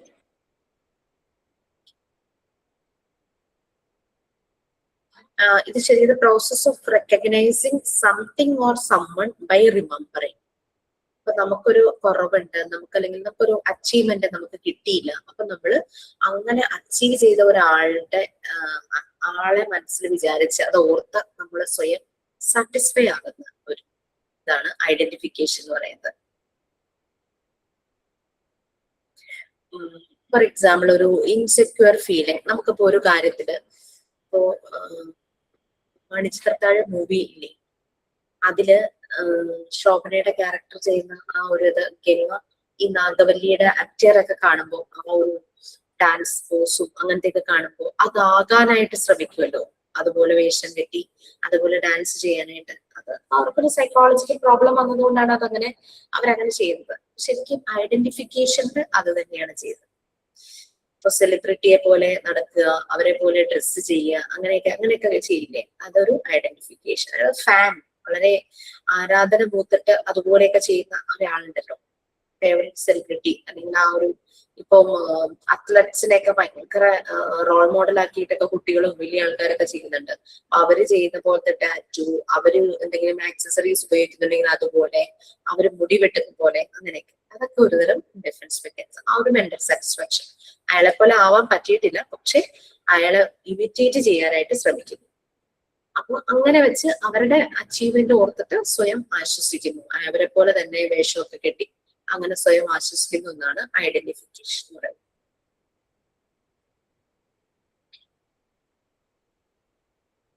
പിന്നെ നമ്മൾ ഓഫീസുകളിലൊക്കെ കാണാം, junior ആയിട്ടുള്ള ഒരു staff ബോസിനെ അനുകരിക്കുന്നത്, ബോസിനെ പോലെ തന്നെ സംസാരിക്കാനായിട്ട് ശ്രമിക്കുക, ആ ബോസിന്റെ രീതിയിലൊക്കെ തന്നെ നടക്കാനായിട്ട് ശ്രമിക്കുക, അങ്ങനെ.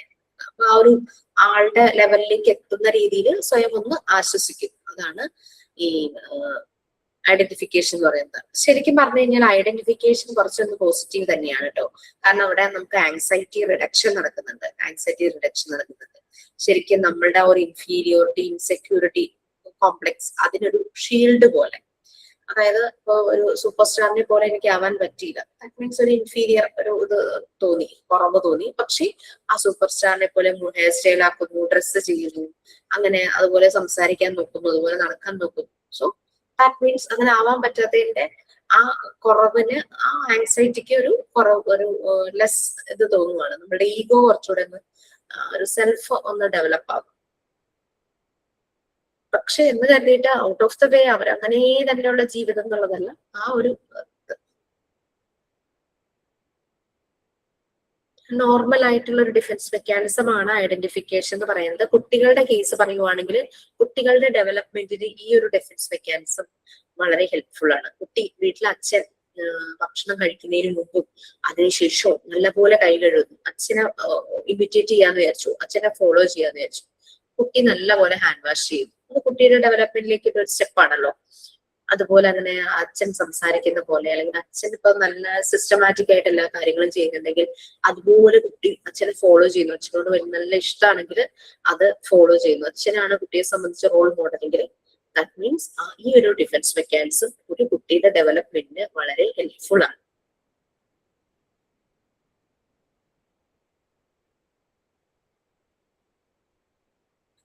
ഇതുപോലെ ഇപ്പൊ ഗ്രൂപ്പ് എന്നൊക്കെ പറഞ്ഞു അല്ലെ നമ്മള്, അതായത് ഇപ്പൊ ഒരു പൊളിറ്റിക്കൽ പാർട്ടിയിലൊക്കെ ഉള്ള ഒരു ചെറിയൊരു ആണെന്ന് വിചാരിച്ചു, നേതാവിന്റെ പുറകെ നടക്കുന്ന ഒരാള്. അപ്പൊ ആ നേതാവിന്റെ രീതിയിൽ അങ്ങനെ ഒരു കണക്ഷൻ ഒക്കെ ഉണ്ടാക്കി ആ നേതാവിന്റെ അച്ചീവ്മെന്റ് ഒക്കെ സ്വന്തം പാർട്ടിയുടെ അച്ചീവ്മെന്റ് ആ രീതിയിലൊക്കെ വളരെ ഹാപ്പി ആകുന്നത്. പിന്നെ സ്പോർട്സ് അതുപോലുള്ള ഗ്രൂപ്പില്, പിന്നെ റിലീജിയസ് ഗ്രൂപ്പില്, നമ്മളിപ്പോ ജിംനേഷ്യത്തിലൊക്കെ പോകുന്നവരൊക്കെ ആണെങ്കിൽ അവിടെ ഒരു ഗ്രൂപ്പ് ഉണ്ടാവുമല്ലോ. നമ്മൾ ചിലപ്പോൾ നമ്മൾ വളരെ വിഷമിച്ച് എന്തെങ്കിലുമൊക്കെ നമുക്ക് പ്രയാസങ്ങളും ബുദ്ധിമുട്ടും ഇപ്പൊ എന്താ പറയാ ശാരീരികമായിട്ടും മാനസികമായിട്ടൊക്കെ പല ഇത് കാരണം നമ്മൾ ജിമ്മിൽ ജോയിൻ ചെയ്ത് നമ്മൾ ആ ഒരു ഗ്രൂപ്പിലേക്ക് ചേരുമ്പോൾ നമുക്ക് കിട്ടുന്നൊരു സന്തോഷം, അതൊക്കെ ഐഡന്റിഫിക്കേഷന്റെ ഭാഗമാണ്. അപ്പൊ ഇതൊരു ശരിക്കും ഒരു പോസിറ്റീവ് ആയിട്ടുള്ള ഒരു ഡിഫൻസ് മെക്കാനിസം തന്നെയാണ്. കുട്ടികളുടെ ഡെവലപ്മെന്റിന് വളരെയധികം ഹെൽപ്ഫുൾ ആവുന്നതാണ്. അത് പക്ഷേ ശരിയായ രീതിയിൽ അവർ റോൾ മോഡൽ ചെയ്യുവാണെങ്കിൽ മാത്രം. Okay, next one substitution. വായിക്കാം ഒരൊറ്റ ചെറിയ sentence. It is an adjusting mechanism in which the original goals or desire are exchanged by others. Substitute ചെയ്യാന്ന് പറഞ്ഞ പോലെ അല്ലെ, സബ്സ്റ്റിറ്റ്യൂഷൻ.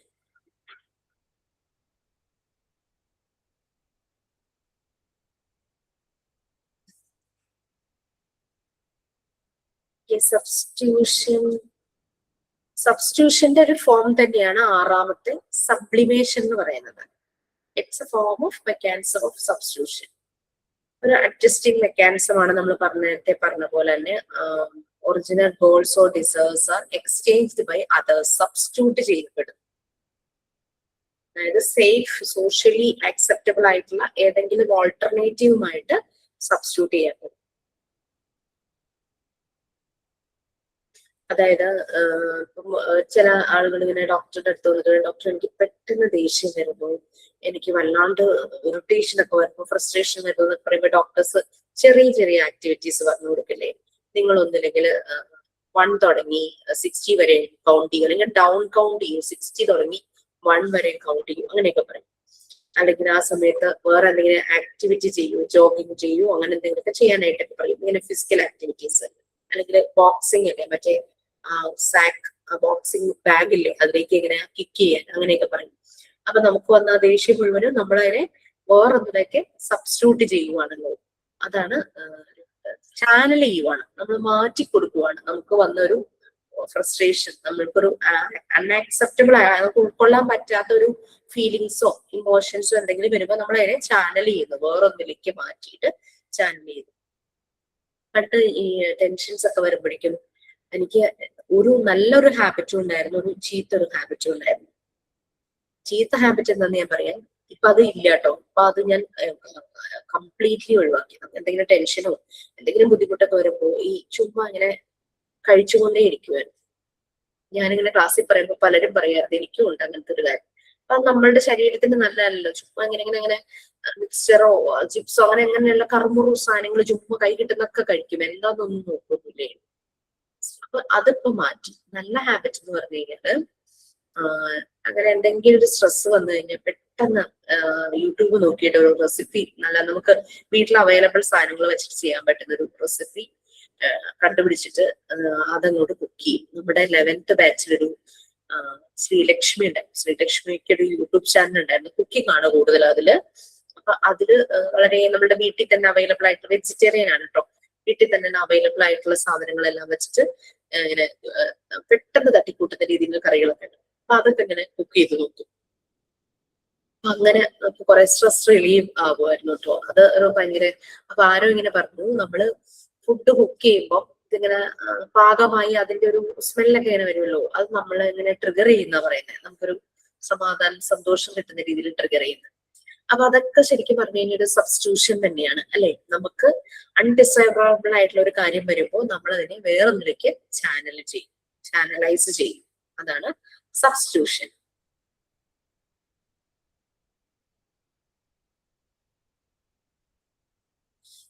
ചില ആളുകള് ബ്രേക്കപ്പ് ഒക്കെ ആയി കഴിയുമ്പോൾ ഭയങ്കര വിഷമം അങ്ങനെ ഇങ്ങനെയൊക്കെ ആകുമ്പോഴേക്കും ചിലരിരുന്ന് പാട്ട്, ഇപ്പൊ ആർട്ടിസ്റ്റ് ആയിട്ടുള്ള ഒരാളാണെങ്കിൽ പാട്ടുകൾ എഴുതും, കഥ എഴുതും, അങ്ങനെ ബ്രേക്കപ്പ് ആയപ്പോ ചെയ്യുന്നതാണ് പടം വരയ്ക്കും, അങ്ങനെ ഇങ്ങനെയൊക്കെ പറഞ്ഞിട്ട് അങ്ങനെ ചെയ്ത് പടം വരയ്ക്കുന്നവരാണെങ്കിൽ അങ്ങനെ നമ്മൾ ചാനലൈസ് ചെയ്യുന്നു. നമുക്ക് ഉണ്ടാകുന്ന ആ വിഷമം അല്ലെങ്കിൽ ആ ഒരു ദേഷ്യം, ഫ്രസ്ട്രേഷൻ, അതിനെ നമ്മൾ മറ്റൊന്നിലേക്ക് സബ്സ്റ്റിറ്റ്യൂട്ട് ചെയ്യും. അതാണ് സബ്സ്റ്റിറ്റ്യൂഷൻ എന്ന് പറയുന്നത്.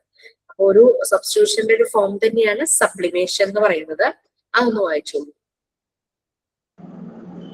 ഞാൻ വായിക്കാം മാം. Sublimation. It is a form of mechanisms of substitutions in which our unaccepting desires or activities are redirected into socially desirable channels.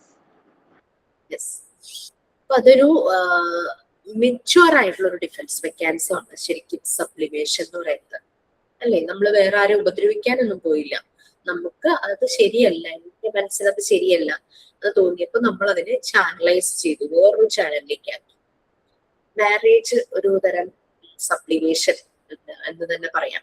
കാരണം സോഷ്യലി ആക്സെപ്റ്റബിൾ ആയിട്ടുള്ള ഒരു രണ്ടുപേരും തമ്മിൽ ഉള്ള ബന്ധത്തിനെ സോഷ്യലി ആക്സെപ്റ്റബിൾ ആക്കുന്ന ചാനലാക്കുന്ന ഒന്നാണല്ലോ മാരേജ് എന്ന് പറയുന്നത്.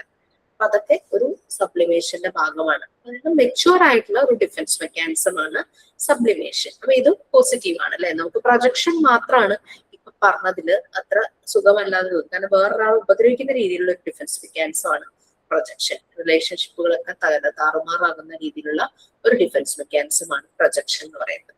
സബ്ലിമേഷൻ ഇതാണ്. ആ ഒരു രീതിയിൽ നമ്മൾ ചാനലൈസ് ചെയ്യും. മാരേജ് ഒരു ബെസ്റ്റ് എക്സാമ്പിൾ ആണ്. സോഷ്യലി ആക്സെപ്റ്റബിൾ ആയിട്ടുള്ള ഒരു വേ ആണ് മാരേജ്. രണ്ടാളുകൾ തമ്മിൽ ഉള്ള ഒരുമിച്ച് താമസിക്കണമെങ്കിൽ അതിന് സൊസൈറ്റി അംഗീകരിക്കുന്ന ഒരു മെത്തേഡാണ് മാരേജ് എന്ന് പറയുന്നത്. സോ ദാറ്റ് ഇസ് ഒരു എക്സാമ്പിൾ ആണ്.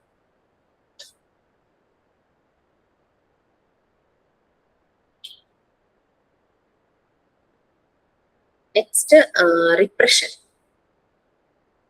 അടുത്തത് റിപ്രഷൻ. ഫ്രോയിഡ് ഇതിനെ ഒരു ക്ലാസിക്കൽ ഡിഫൻസ് മെക്കാനിസം എന്നാണ് പറഞ്ഞത്. Repression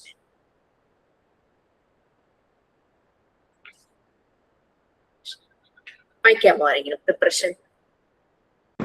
Yeah, Vikings. Repression. Freud describes it is a basic mechanism in which our strong emotional ideas and uncomfortable memories which do not agree with our social values and norms are split off from consciousness and thrown into the unconscious. In other words, it is a process of unconscious forgetfulness of our unpleasant and conflict producing emotions and desires. നമുക്ക് ചില കാര്യങ്ങളൊന്നും മറക്കാൻ പറ്റില്ലല്ലേ? അതായത് അത് പ്രത്യേകിച്ചും സ്ട്രെസ്സും വിഷമങ്ങളും നഷ്ടങ്ങളും ഒക്കെ ആയിരിക്കും. അത് മറക്കാൻ ഭയങ്കര ബുദ്ധിമുട്ടായിരിക്കും.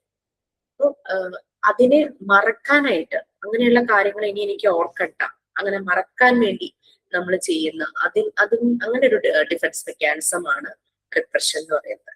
ഫ്രോയിഡ് ഇതിനെ ഒരു ക്ലാസിക്കൽ ഡിഫൻസ് മെക്കാനിസം എന്നാണ് പറയുന്നത്. നമ്മളുടെ ഈഗോയെ പ്രൊട്ടക്ട് ചെയ്യുന്ന ഒരു ഡിഫൻസ് മെക്കാനിസം. ഇമോഷൻസും ഭയങ്കര നമ്മൾ ഡിസ്റ്റർബ് ചെയ്യുന്ന തോട്ട്സ്, അതുപോലെ തന്നെ ട്രോമാറ്റിക് ആയിട്ടുള്ള മെമ്മറീസ്, നമ്മൾ എപ്പോഴും ഡിസ്റ്റർബ് ചെയ്യുന്ന തോട്ട്സ്, മെമ്മറീസ്, നമുക്ക് ഒട്ടും ഉൾക്കൊള്ളാൻ പറ്റാത്ത പല കാര്യങ്ങളും, അതിൽ നിന്ന് നമ്മളെ മറക്കാനായിട്ട് നമ്മളെ ഹെൽപ്പ് ചെയ്യുന്ന രീതിയിൽ നമ്മൾ ചിലപ്പോൾ മനസ്സിനെ പ്രിപ്പയർ ചെയ്യും. ആ ഒരു തോട്ട്സിനെ എനിക്ക് എന്റെ മനസ്സിലേക്ക് വരണ്ട, ആ ഒരു രീതിയിൽ നമ്മൾ മനസ്സിനെ പ്രിപ്പയർ ചെയ്യാറില്ലേ?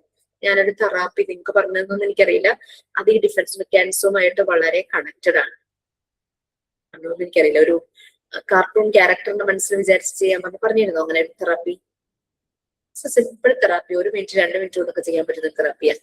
അതായത് നമ്മളുടെ ലൈഫിലൊക്കെ ആരെങ്കിലൊക്കെ നമ്മൾ എന്തെങ്കിലുമൊക്കെ പറഞ്ഞതിന്റെ ആ ഒരു ഓർമ്മയുണ്ടാവും. അവരുടെ ശബ്ദം, അവരത് പറയുമ്പോൾ അവരുടെ ഫേസ്, അവരുടെ ആ ഒരു എക്സ്പ്രഷൻ ഒക്കെ നമുക്ക് ഇങ്ങനെ നമ്മൾ ഹോണ്ട് ചെയ്തുകൊണ്ടിരിക്കും അല്ലെ? നമ്മൾ വേട്ടയാടിക്കൊണ്ടിരിക്കും.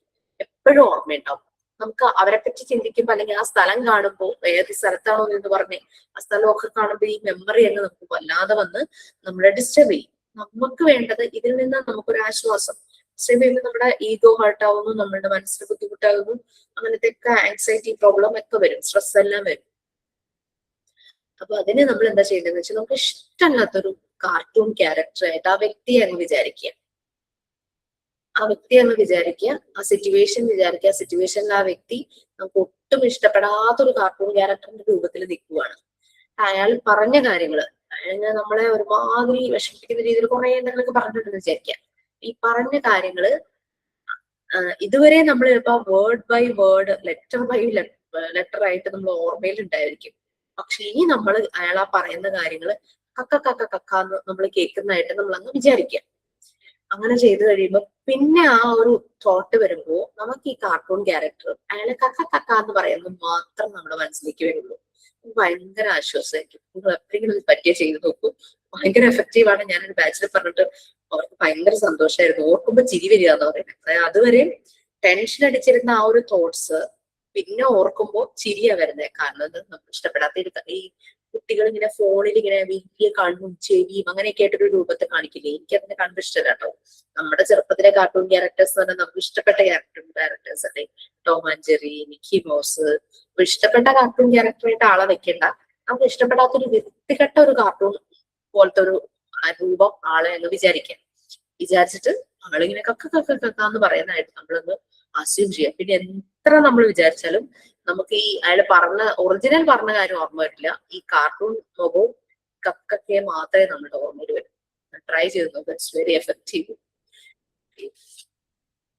ചിരി വരുന്നുണ്ട്. ഇതാണ് ഈ ഒരു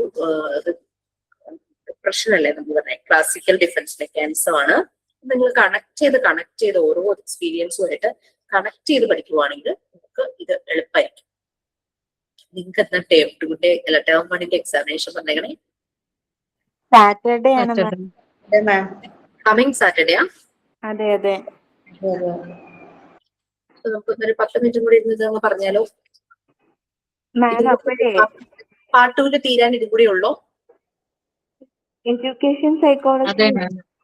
എഡ്യൂക്കേഷൻ സൈക്കോളജി കുറച്ചും കൂടി. അത് എടുക്കുന്നുണ്ടോ? മിസ് എടുത്തോണ്ടിരിക്കുവാണോ? എടുത്തോണ്ടിരിക്കുക. ഇനി വെനസ്ഡേ അന്നാണ് സൈക്കോളജി. Okay okay. അപ്പോ നമുക്ക് നെക്സ്റ്റ് ഡിഫറൻസ് മെക്കാനിക്സിലേക്ക് പോകാം. 5-10 മിനിറ്റ് മതിയാവുമായിരിക്കും. ഞാൻ ജസ്റ്റ് ഒന്ന് പറഞ്ഞാൽ മതിയോ? നിങ്ങളൊന്ന് നോക്കൂ. റിഗ്രഷൻ ആണ് അടുത്തത്. റിഗ്രഷൻ എന്ന് പറഞ്ഞു കഴിഞ്ഞാല് ചില ആളുകളെ കണ്ടിട്ടില്ലേ, കാര്യങ്ങളെ ഫേസ് ചെയ്യാനായിട്ട് അവർക്ക് ഭയങ്കര ബുദ്ധിമുട്ടാണ്. അത് പ്രോബ്ലം സോൾവിങ് അവരെ കൊണ്ട് പറ്റില്ല. അവര് എന്ത് വന്നാലും അതിൽ നിന്ന് ഒഴിഞ്ഞു മാറും ഒരു ചൈൽഡിഷ് വേയില്. അതാണ് റിഗ്രഷൻ. റിഗ്രഷൻ ഡിഫൻസ് മെക്കാനിസം എന്ന് പറയുന്നത്. ഇമ്മച്വർ വേയില്, ഇൻഫന്റൈൽ, അതായത് കുട്ടികളെ പോലെ ഒരു ചൈൽഡിഷ് വേയില് അതിൽ നിന്നും പതുക്കെ ഒഴിഞ്ഞു മാറുന്നത്, അതാണ് റിഗ്രഷൻ എന്ന് പറയുന്നത്. കുട്ടികളെ എന്തെങ്കിലും കാര്യത്തിന് വഴക്ക് പറയുമ്പോൾ അവര് കാണിക്കുന്ന ഒരു ഡിഫൻസ് മെക്കാനിസം ആണ് അലറി അങ്ങ് കരയും, അല്ലെങ്കിൽ എന്താ പറ്റുക, വിരലങ്ങ് വായിലേക്ക് വെക്കും. ഇങ്ങനെ കുട്ടികൾ കാണിക്കുന്നത്, അതായത് അവർക്ക് ആ ഒരു സിറ്റുവേഷനിൽ വഴക്ക് പറയുമ്പോഴേക്കും അത് കേൾക്കാൻ വയ്യ, അല്ലെങ്കിൽ തല്ലാൻ വരുവാണെങ്കിൽ അതിനെ അങ്ങ് ഡിഫെൻഡ് ചെയ്യുന്ന രീതിയിൽ കാറി കൂവി കരയും. അപ്പൊ അമ്മമാര് പറയില്ലേ, ഞാൻ തല്ലിയില്ല, അതിന് മുമ്പ് കരച്ചിൽ തുടങ്ങി എന്ന് പറഞ്ഞിട്ട്. അതൊക്കെ കുട്ടികളുടെ ഒരു വേ ഓഫ് ഡിഫൻസ് മെക്കാനിസം ആണ്. ക്രൈയിങ്, പിന്നെ ഇതുപോലെ തന്നെ തംസക്കിങ്, വിരൽ കുടിക്കുന്നത്, അതെല്ലാം.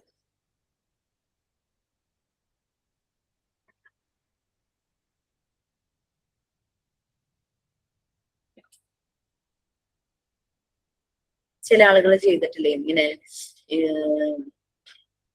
അഡൽട്സ് ചെയ്യുവാണെങ്കിൽ വാതില് വലിച്ചടയ്ക്കുക, ചിലപ്പോ സ്ക്രീൻ ചെയ്യുക, അതൊക്കെ അവരെ ഇതുപോലെ തന്നെ ഏതെങ്കിലും രീതിയിൽ അവർക്ക് ഏതെങ്കിലും റിജക്ഷൻ അങ്ങനെയൊക്കെ വന്നു കഴിഞ്ഞാല് അങ്ങനെയൊക്കെ കാണിക്കുന്നതൊക്കെ ഇതിന്റെ ഭാഗമായിട്ടുള്ള ഒരു ഡിഫെൻറ്റീവ് വേ ആണ്. കാരണം അവർക്കൊന്നും ചെയ്യാൻ പറ്റാതെ വരുമ്പോഴേക്കും അവർ കുട്ടികളെ പോലെ പെരുമാറുക, അങ്ങനെയുള്ള രീതിയിൽ. അതാണ് റിഗ്രഷൻ എന്നുള്ള defence mechanism. Next negativism. Negativism it's not a good defence mechanism എന്ന് പറഞ്ഞു കഴിഞ്ഞാൽ എന്ത് കാര്യത്തിലും നെഗറ്റീവ് പറയുന്ന മനുഷ്യർ, ദുരന്തം പറയാനൊക്കെ നമ്മൾ നെഗറ്റീവ് പറയുന്ന ആൾക്കാരാണ്.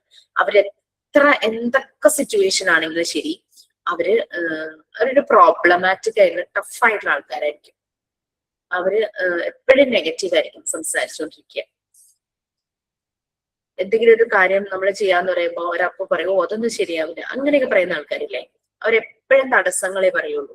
അവരെപ്പോഴും കോൺട്രഡിക്റ്റ് ആയിട്ട് സംസാരിക്കും. പിന്നെ ഭയങ്കര സ്റ്റബേൺ ആയിരിക്കും, സ്ട്രോങ് മൈൻഡ്, റിപ്പനായിട്ട് പെരുമാറും, ഒരു അനുസരണ കാണിക്കില്ല, ഡിസൊബീഡിയന്റ് ആയിരിക്കും. പിന്നെ ബാഡ് ടെമ്പർ ടാൻട്രം, പിന്നെ ഒരു ഡിഫൻസ് ആയിരിക്കും, അതായത് ഇൻസൾട്ടിങ് ബിഹേവിയർ, മറ്റുള്ളവരെ എപ്പോഴും ഇൻസൾട്ട് ചെയ്യുന്ന രീതിയിലുള്ള, ഇതൊക്കെ ഫുള്ളി നെഗറ്റീവ് ആയിട്ടുള്ള ഒരു മനുഷ്യൻ. അതാണ് നെഗറ്റീവിസം വരുന്നത്. ഇതൊരു അത്ര നല്ല നെഗറ്റീവ് ഡിഫൻസ് മെക്കാനിസം തന്നെയാണ് നെഗറ്റീവിസം. നെക്സ്റ്റ് സിമ്പത്തിസം. സിമ്പത്തിസം എന്ന് പറഞ്ഞു കഴിഞ്ഞാൽ ചില ആളുകൾ മറ്റുള്ളവരുടെ അറ്റൻഷൻ സീക്കിങ്, മറ്റുള്ളവരുടെ ശ്രദ്ധയ്ക്ക് വേണ്ടിയിട്ട് അവരുടെ പ്രശ്നങ്ങൾ എപ്പോഴും ഇങ്ങനെ കരഞ്ഞു കാണിക്കുക, അങ്ങനെ ഇങ്ങനെ. അപ്പൊ എന്ന് വെച്ചാൽ ഒരു അറ്റൻഷൻ കിട്ടും, കെയർ കിട്ടും, വേണമെങ്കിൽ ഇവരുടെ കാര്യം കൂടെ ആ വ്യക്തി ചെയ്തു കൊടുക്കും. അതാണ് സിമ്പത്തിസം വരുന്നത്. ഓക്കെ, അത് ചെറിയ കുട്ടികളിലും കാണാം, വലിയ ആൾക്കാർക്ക് നമുക്ക് കാണാനായിട്ട് പറ്റും. അയ്യോ എനിക്ക് ഒട്ടും വയ്യ, എനിക്ക് അങ്ങനെയാണ് ഇങ്ങനെയാണെന്ന് പറയുമ്പോഴേക്കും നമ്മൾ പാവം വയ്യാത്തല്ലേ നമ്മളെല്ലാം കൂടെ അങ്ങ് ചെയ്തു കൊടുക്കും. എന്റെ കോളേജിൽ പഠിക്കുമ്പോൾ ഈ ഒരു രീതിയിൽ എനിക്കൊരു ഫ്രണ്ട് ഉണ്ടായിരുന്നു. ആള് ഡേ സ്കൂളിലായിരുന്നു, ഞാൻ ഹോസ്റ്റലിലായിരുന്നു. അപ്പൊ നമ്മളിങ്ങനെ എക്സാം ടൈം, യൂണിവേഴ്സിറ്റി എക്സാം കിട്ടും, നമ്മളിങ്ങനെ ഓരോന്നും ഷെഡ്യൂൾ ചെയ്ത് ഇങ്ങനെ പഠിക്കുമായിരിക്കും. അപ്പൊ രാവിലെ എനിക്ക് എല്ലാവരും പഠിപ്പിക്കാൻ ഭയങ്കര ഇഷ്ടമായിരുന്നു. അപ്പൊ രാവിലെ ഇങ്ങനെ കുറെ കാര്യങ്ങളൊക്കെ നോക്കാം എന്നൊക്കെ പ്ലാൻ ചെയ്തിരിക്കുമ്പോ കക്ഷി ഓടി വരും വീട്ടിൽ നിന്ന്. അയ്യോ ജിഷ, ഞാനൊന്നും പഠിച്ചിട്ടില്ല. അപ്പൊ നമ്മളെന്ത് ചെയ്യും, നമ്മളുടെ പഠിക്കാനുള്ളത് നമുക്കൊരു സഹതാപം തോന്നും, അയ്യോ പാവം ഒന്നും പഠിച്ചിട്ടില്ലല്ലോ എന്ന് പറഞ്ഞിട്ട് നമ്മൾ നമ്മുടെ മാറ്റി വെച്ചിട്ട് ഈ കുട്ടി ഇരുന്ന് പഠിപ്പിക്കും. അത് ഭയങ്കര ഹാപ്പി ആയിട്ടൊക്കെ കോളേജിൽ പോകും. അപ്പൊ നമുക്ക് കുറെ കാര്യങ്ങൾ സ്കിപ്പായി പോകും, പഠിക്കാൻ പറ്റാണ്ട്. ജസ്റ്റ് ഒന്ന് നോക്കണം, അങ്ങനെ ഇങ്ങനെയൊക്കെ വിചാരിച്ചു. റിസൾട്ട് വരുമ്പോഴോ കക്ഷിക്ക് 80% മാർക്ക് ഉണ്ടാവും. നമ്മളും അല്ല നീങ്ങി നിറങ്ങി ഒരു 70 ഒക്കെ എത്തിയിട്ടുണ്ടാവുള്ളൂ ആയിരിക്കും. അപ്പൊ അത് എന്നിട്ട് എന്നെ എല്ലാരും ഹോസ്റ്റലിൽ എല്ലാരും വഴക്ക് പറയായിരുന്നു എന്നെ. അപ്പൊ അതാണ് സിമ്പത്തിസം. അതാണ് ചില ആളുകള് അവര് മറ്റുള്ളവരെ കൊണ്ട് കാര്യങ്ങളൊക്കെ ചെയ്ത് അവരങ്ങ് സാറ്റിസ്ഫൈഡ് ആകും. അതാണ് സിമ്പത്തിസം. അവർക്കൊരു അറ്റൻഷൻ കാര്യങ്ങൾ ഇങ്ങനെ സ്വന്തം പ്രയാസങ്ങൾ ഇങ്ങനെ പറഞ്ഞ് ചിലപ്പോ എക്സാജറേറ്റ് ചെയ്തായിരിക്കും പറയുന്ന അത്രയ്ക്കൊന്നും പ്രശ്നങ്ങൾ ഉണ്ടാവില്ല. സിമ്പതി പിടിച്ചു പറ്റിയിട്ട് അവരെ കൊണ്ട് കാര്യങ്ങളെല്ലാം ചെയ്യിക്കുന്ന ആൾക്കാരുണ്ടല്ലോ. വിഡ്രോവൽ റൈറ്റ് വേയിൽ യൂസ് ചെയ്ത് കഴിഞ്ഞാൽ വളരെ ഹെൽപ്ഫുൾ ആയിട്ടുള്ള ഒരു ഡിഫൻസ് മെക്കാനിസം ആണ് വിഡ്രോവൽ. അത് കുറച്ചു മുമ്പ് നമ്മൾ പറഞ്ഞില്ലേ, ഇതിന് ഒരാൾ ഭയങ്കരമായിട്ട് ചൂടായി ദേഷ്യപ്പെട്ട് നിൽക്കുവാണ്. അപ്പൊ ആ സമയത്ത് ആ വ്യക്തിയോട് സംസാരിച്ചിട്ട് കാര്യമില്ല എന്ന് മനസ്സിലായി നമ്മൾ പതുക്കെ അവിടെ നിന്ന് മാറിപ്പോകും. പ്രശ്നങ്ങൾ കൂടുതൽ വഷളാകാതിരിക്കാനായിട്ട് നമ്മളൊന്ന് മാറിപ്പോകും. അത് വിഡ്രോവൽ ആണ്.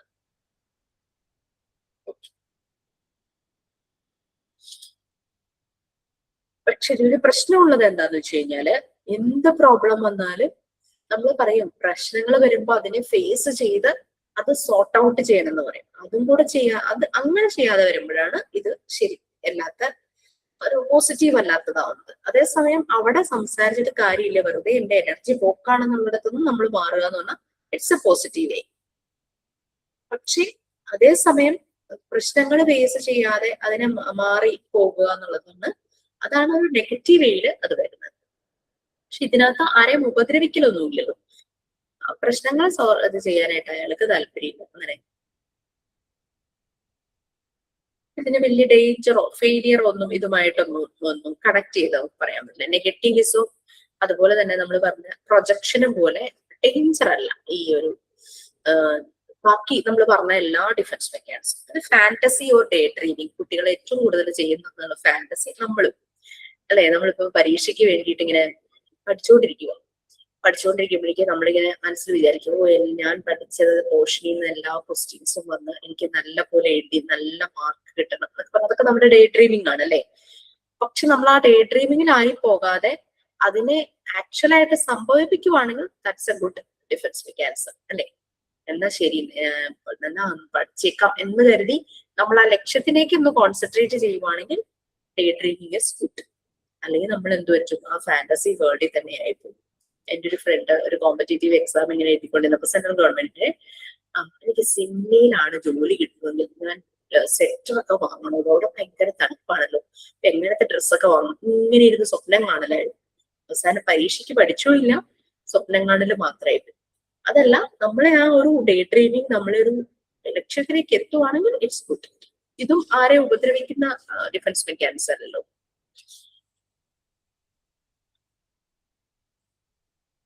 നല്ല രീതിയിൽ ആ ഡ്രീം നമ്മൾ അച്ചീവ് ചെയ്യുവാണെങ്കിൽ ഇറ്റ്സ് ഗുഡ്. ഇതെല്ലാം കൂടാതെ പല രീതിയിലുള്ള ഡിഫൻസ് മെക്കാനിസം അല്ലെങ്കിൽ അഡ്ജസ്റ്റ്മെന്റ് മെക്കാനിസം ഉണ്ട്. അപ്പം അതില് ഡിസൊല്യൂഷൻ, ഈഗോസെൻട്രിസം, റിയാക്ഷൻ ഫോർമേഷൻ അങ്ങനെയുള്ള കാര്യങ്ങളൊക്കെ പറഞ്ഞിട്ടുണ്ട്. അപ്പൊ ഇതില് ഈ റിയാക്ഷൻ ഫോർമേഷൻ എന്ന് പറഞ്ഞു കഴിഞ്ഞാല് നമ്മളുടെ ഒറിജിനൽ ഇത് നമ്മൾ പുറത്ത് കാണിക്കാതെ നമ്മള് ഇല്ലാത്ത കാര്യം പുറത്ത് കാണിക്കുന്നതാണ് റിയാക്ഷൻ ഫോം. അത് ഫോം ചെയ്ത് വേറൊരു റിയാക്ഷൻ കാണിക്കുന്നു. അതാണ് മീനിങ്. ബെസ്റ്റ് എക്സാമ്പിൾ എന്ന് പറഞ്ഞു കഴിഞ്ഞാൽ ചില മൂവീസ് ഒക്കെ നിങ്ങൾ ചിലപ്പോൾ കണ്ടിട്ടുണ്ടാവും. ഒരു ബോയ്ക്കൊരു ഗേളിനോട് ഇഷ്ടമുണ്ട്, ഭയങ്കര ഇഷ്ടമാണ്. പക്ഷെ അവൻ പുറത്ത് കാണിക്കുന്നത് ചിലപ്പോൾ ആ പെൺകുട്ടിയെ അവോയ്ഡ് ചെയ്യുന്ന രീതിയിലായിരിക്കും, മറ്റു കുട്ടികളോട് കൂടുതൽ ഇടപെടുന്നതും ഇവളെ ഒഴിവാക്കുന്ന രീതിയിലും കാണിക്കും. ആക്ച്വലി അവന്റെ ഉള്ളിൽ ഇഷ്ടമാണ്, പക്ഷെ പുറമേ കാണിക്കുന്നത് വേറൊരു ക്രിയേറ്റ് ചെയ്ത കാര്യമായിരിക്കും കാണിക്കുന്നത്. അല്ലെങ്കിൽ ഈ കുട്ടിയെ മറ്റുള്ളവരുടെ മുന്നിൽ വെച്ച് കളിയാക്കുക, ചീത്ത പറയുക, വഴക്ക് പറയുക, പക്ഷെ ഉള്ളില് ഭയങ്കര. അതാണ് ശരിക്കും അതിന് പറ്റിയൊരു ബെസ്റ്റ് എക്സാമ്പിൾ എന്ന് പറയുന്നത് റിയാക്ഷൻ ഫോർമേഷൻ ബെസ്റ്റ് എക്സാമ്പിൾ. പിന്നെ ഡിസൊല്യൂഷൻ, അവന് ഈഗോസെൻട്രിസം. ഈഗോസെൻട്രിസം എന്ന് പറഞ്ഞാൽ നമ്മളുടെ ഓൺ ഇൻട്രസ്റ്റും നമ്മുടെ സുഖം, സന്തോഷം, താല്പര്യങ്ങൾക്ക് പ്രാധാന്യം കൊടുക്കുന്നതാണ് ഈഗോസെൻട്രിസം എന്ന് പറയുന്നത്. അതൊരു സെൽഫിഷ് പോലെയാണ് ആ ഒരു ഇത് വരുന്നത്.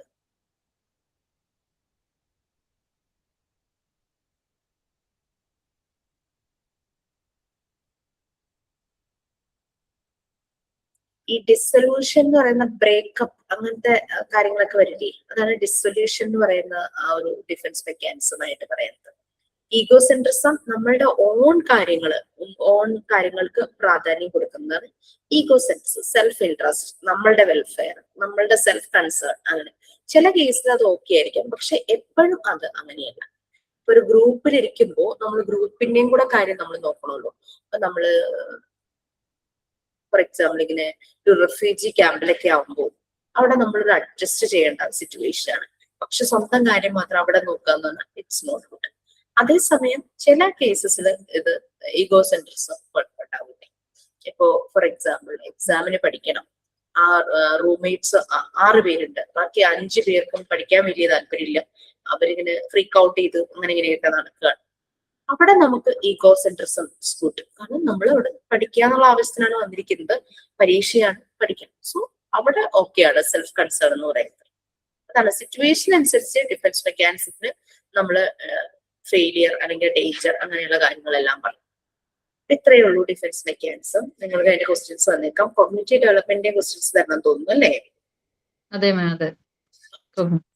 ഇനി എഡ്യൂക്കേഷൻ സൈക്കോളജി കൂടെ അല്ലേ തീരാനുള്ളൂ അല്ലേ? അതെ. ഓക്കെ, അപ്പൊ നമ്മള് ക്ലാസ് കഴിയും. ഇനി നമുക്ക് പാർട്ട് 3 ആയിരിക്കും നെക്സ്റ്റ്. ഈ നിങ്ങളുടെ സാറ്റർഡേ ആണ് എക്സാം എന്ന് പറയേണ്ടത്. ആദ്യം പാർട്ട് 1 എക്സാം എഴുതാൻ പോകുന്നത്. അതെ മാം. യെസ്, ഞാൻ പറഞ്ഞു തന്നിട്ടുണ്ടോ എക്സാം എങ്ങനെയാന്ന്? ഇല്ല മാം. ഓക്കെ, നിങ്ങൾക്ക് 50 ക്വസ്റ്റ്യൻ ഉണ്ടായിരിക്കും. 1 hour ആണ്. ഒരു ക്വസ്റ്റ്യന് 2 മാർക്ക്, 100 മാർക്കിലായിരിക്കും ടോട്ടൽ. നമ്മുടെ പാർട്ട് 1 പാർട്ട് 2 ക്വസ്റ്റ്യൻസ് ഉണ്ടാകും. 40 ക്വസ്റ്റ്യൻ ആണ് പാർട്ട് 1 പാർട്ട് 2 ഉണ്ടാകുന്നത്. 10 ക്വസ്റ്റ്യൻസ് ആണ് ഇംഗ്ലീഷിൽ നിന്ന് ഉണ്ടാകുന്നത്. ഇതുവരെ പഠിപ്പിച്ച ഇംഗ്ലീഷിന്റെ പോർഷൻ ഇല്ലേ, അതിൽ നിന്ന് 10 ക്വസ്റ്റ്യൻ ആയിരിക്കും. പിന്നെ ഇത് മോക്ക് ടെസ്റ്റ് പോലെ തന്നെയാണ്. നിങ്ങൾക്കൊരു ഗൂഗിൾ ഫോമിന്റെ ലിങ്ക് പോലെ തരും. ഓപ്പൺ ചെയ്യുമ്പോൾ മോക്ക് ടെസ്റ്റിലെ അതേ ഫോർമാറ്റിൽ തന്നെ ക്വസ്റ്റ്യൻ വരും. MCQ ആണ്, ഓപ്ഷൻസ് ഉണ്ടാകും. കറക്റ്റ് ആയ ഓപ്ഷൻ ക്ലിക്ക് ചെയ്യും. പക്ഷെ മോക്ക് ടെസ്റ്റിന് നിങ്ങൾക്ക് അപ്പൊ തന്നെ സ്കോർ അറിയായിരുന്നു. ഇതില് സ്കോർ അറിയാൻ പറ്റില്ല. നമ്മള് റിസൾട്ട് പബ്ലിഷ് ചെയ്യുമ്പോൾ മാത്രമാണ് സ്കോർ അറിയാനായിട്ട് പറ്റും. പിന്നെ വേറൊരു കാര്യം എന്ന് വെച്ചാല് മോക്ക് ടെസ്റ്റ് നിങ്ങൾക്ക് എപ്പോ വേണമെങ്കിലും ഇരുന്ന് എഴുതായിരുന്നു. ഇത് നമ്മൾ ആ എക്സാമിന്റെ ടൈം പറഞ്ഞിട്ടുണ്ടെങ്കിൽ ആ ടൈമിൽ തന്നെ നമ്മൾ ജോയിൻ ചെയ്ത് ആ ടൈം തീരുന്നതിനുള്ളിൽ തന്നെ സബ്മിറ്റും ചെയ്യണം. പിന്നെ വേറെ ഒന്നുകൂടി, നമുക്കൊരു എക്സാം ഹാൾ ഉണ്ടാകും. അത് നമ്മുടെ ഓൺലൈൻ പ്ലാറ്റ്ഫോം ആണ്, ഗൂഗിൾ മീറ്റിലായിരിക്കും. അത് നിങ്ങളുടെ ക്ലാസ് റൂമിന്റെ ഗൂഗിൾ മീറ്റിലാവില്ല. നിങ്ങൾക്കൊരു എക്സാം ഹാളിന് വേണ്ടിയിട്ട് ഒരു ഗൂഗിൾ മീറ്റ് ലിങ്ക് പ്രൊവൈഡ് ചെയ്യും. നിങ്ങൾ ചെയ്യേണ്ടത് ഗൂഗിൾ മീറ്റ് ലിങ്ക് ആയിരിക്കും ആദ്യം വരുന്നത്. അത് ഓൺ ചെയ്ത് വീഡിയോ ഓൺ ചെയ്ത് ഓഡിയോ മ്യൂട്ട് ചെയ്തിട്ടിരിക്കണം. അപ്പൊ നിങ്ങളുടെ ഗ്രൂപ്പില്, വാട്സാപ്പ് ഗ്രൂപ്പ് ആണെന്ന് എനിക്ക് തോന്നുന്നു, അതിലേക്ക് ഈ ക്വസ്റ്റ്യൻ പേപ്പറിന്റെ ലിങ്ക് വരും. ടൈമിന് 5 minutes 2 minutes മുമ്പ് ലിങ്ക് വരും. ഓപ്പൺ ചെയ്ത് നോക്കുക. എല്ലാ ക്വസ്റ്റ്യൻസ് ഒക്കെ ഇല്ലേ, നമ്മൾ നോക്കില്ലേ സാധാരണ എക്സാമിനൊക്കെ നോക്കുന്ന പോലെ. അതിൽ നിങ്ങളുടെ പേര്, ഇമെയിൽ ID, ഒരു റോൾ നമ്പറും പ്രൊവൈഡ് ചെയ്യും. അതിന്റെ ലിസ്റ്റ് ഇടും. തലേ ദിവസം ഒക്കെ ആയിട്ട് അതിന്റെ ലിസ്റ്റ് വരും. ആ റോൾ നമ്പറും എൻട്രി ചെയ്യണം. ഇമെയിൽ ID, പേര്, റോൾ നമ്പർ, ഇത്രയും കാര്യങ്ങൾ എൻട്രി ചെയ്തിട്ട് വേണം അറ്റൻഡ് ചെയ്യാനായിട്ട്. അപ്പൊ സ്ക്രോൾ ചെയ്യുവാണ്. അപ്പൊ ശ്രദ്ധിക്കണം, നമ്മൾ ടച്ച് ചെയ്ത ഭാഗം മാറിപ്പോവാതെ അത് ശ്രദ്ധിച്ച് പതുക്കെ സ്ക്രോൾ ചെയ്യണം. 10 minute 20 minute കൊണ്ടൊക്കെ കുട്ടികൾ എഴുതി തീരും. അതുകൊണ്ട് ടെൻഷനൊന്നും അടിക്കണ്ട, സാവധാനം ചെയ്താൽ മതി. 1 hour is more than enough. Submit ചെയ്യാൻ നേരത്ത് നമ്മുടെ പേരും റോൾ നമ്പറും പറഞ്ഞിട്ട് ഞാൻ സബ്മിറ്റ് ചെയ്തു എന്ന് ഒന്ന് പറയണം. അപ്പൊ ഇൻവിജിലേറ്റർ ചെക്ക് ചെയ്തിട്ട് സബ്മിറ്റ് ആയിട്ടുണ്ടോ എന്ന് ഉറപ്പ് വരുത്തിയിട്ട് പറയും സബ്മിറ്റ് ആയിട്ടുണ്ട്, ലീവ് ചെയ്തോളാം. പറയുമ്പോൾ മാത്രം ലീവ് ചെയ്യണം. മനസ്സിലായോ? ക്ലിയർ ആയോ? ഗൂഗിൾ മീറ്റിന്റെ ലിങ്കും വരും, ക്വസ്റ്റ്യൻ പേപ്പറിന്റെ ലിങ്കും വരും. ഗൂഗിൾ മീറ്റ് ആണ് നിങ്ങളുടെ എക്സാം ഹോള്. അപ്പൊ ഒരു എക്സാമിന് ഇരിക്കുന്ന എല്ലാ രീതിയിൽ തന്നെ അതിനെ കാണണം. ഓഡിയോ ഓഫ് ചെയ്ത് വീഡിയോ ഓൺ ചെയ്തിരിക്കണം. ഒരു ഫോണിൽ തന്നെയാണ് ഇത് രണ്ടും ചെയ്യുന്നത്? ഒരു ഫോണിൽ തന്നെ ചെയ്യാം, 2 എണ്ണത്തിൽ ചെയ്യാം, അതൊന്നും പ്രശ്നമില്ല. ഒരു ഫോണിൽ തന്നെ ചെയ്യുമ്പോൾ നമ്മൾ വാട്സാപ്പ് ഗ്രൂപ്പിൽ നിന്ന് ക്വസ്റ്റ്യൻ പേപ്പർ എടുക്കുമ്പോഴേക്കും ഈ ഗൂഗിൾ മീറ്റിന്റെ ഭാഗം മിനിമൈസ് ചെയ്ത് കോർണറിൽ പോയി കിടന്നോളൂല്ലോ. നമ്മൾ അതിനെ കുറിച്ച് ഓർത്ത് ബോധർ ചെയ്യണ്ട, എക്സാമിൽ കോൺസെൻട്രേറ്റ് ചെയ്താൽ മതി. ഇനിയിപ്പോ 2 എണ്ണത്തിൽ നിന്നാണെങ്കിൽ ഞാനിപ്പോ ലാപ്ടോപ്പിൽ ഗൂഗിൾ മീറ്റ് ഞാൻ ഇരിക്കുന്നു, എന്റെ മൊബൈലിൽ നിന്ന് ഞാൻ ക്വസ്റ്റ്യൻസ് ചെയ്യുന്നു, അങ്ങനെയും ചെയ്യാം. എക്സാമിൻ്റെതായ രീതികളൊക്കെ മാനിച്ച് ചെയ്യുക. കാരണം അത് ട്രസ്റ്റ് ആണ്. പലരും പലയിടത്തിരുന്ന് ചെയ്യുവാണല്ലോ. അപ്പൊ നിങ്ങളും തമ്മിലുള്ള ട്രസ്റ്റ് ആണ് ശരിക്കും എക്സാം കണ്ടക്ട് ചെയ്യുന്നതിൽ. അത് മനസ്സിൽ വയ്ക്കുക. നമ്മൾ എത്രത്തോളം പഠിച്ചു എന്നറിയാനും നമുക്കൊരു പ്രാക്ടീസ്, ഒരു മോഡൽ എക്സാം പോലെയാണ് ടേം 1 ഉം ടേം 2 എക്സാമിനേഷൻസും. വൺസ് ടേം വൺ കഴിഞ്ഞ് കഴിയുമ്പോൾ നിങ്ങൾക്ക് മനസ്സിലാവും ഏത് രീതിയിലാണ് ക്വസ്റ്റ്യൻസ് ഒക്കെ വരിക എന്നുള്ള കാര്യങ്ങളൊക്കെ മനസ്സിലാവും. മെയിൻ എക്സാം വരുമ്പോൾ ആ ഒരു ടെൻഷൻ വരില്ല. മെയിൻ എക്സാം സബ്ജക്ട് വൈസ് ആണ് കേട്ടോ. ടേം വൺ ഇങ്ങനെയാണ്, ടേം ടു എന്ന് പറയുമ്പോൾ പാർട്ട് 3യും പാർട്ട് 4ഉം ആ സമയത്ത് ഇംഗ്ലീഷും കൂടെ ചേർത്ത് ഇതുപോലെ തന്നെയാണ് ടേം 2 നടത്തുന്നത്. ക്ലിയർ ആയല്ലോ? ഓക്കെ അല്ലേ? വരും. മാർക്കേ സി മാർക്ക് എന്തെങ്കിലും ആവോ? എന്തോ കേട്ടില്ല. സി മാർക്ക് എന്തെങ്കിലും ആയിട്ട് എടുക്കോ മാർക്ക്? മാർക്ക് അങ്ങനെ എടുക്കാറില്ല, പക്ഷെ എന്നാലും എന്ന് വെച്ചാൽ നമുക്കിതൊരു മോഡൽ എക്സാം പോലെയാണ്.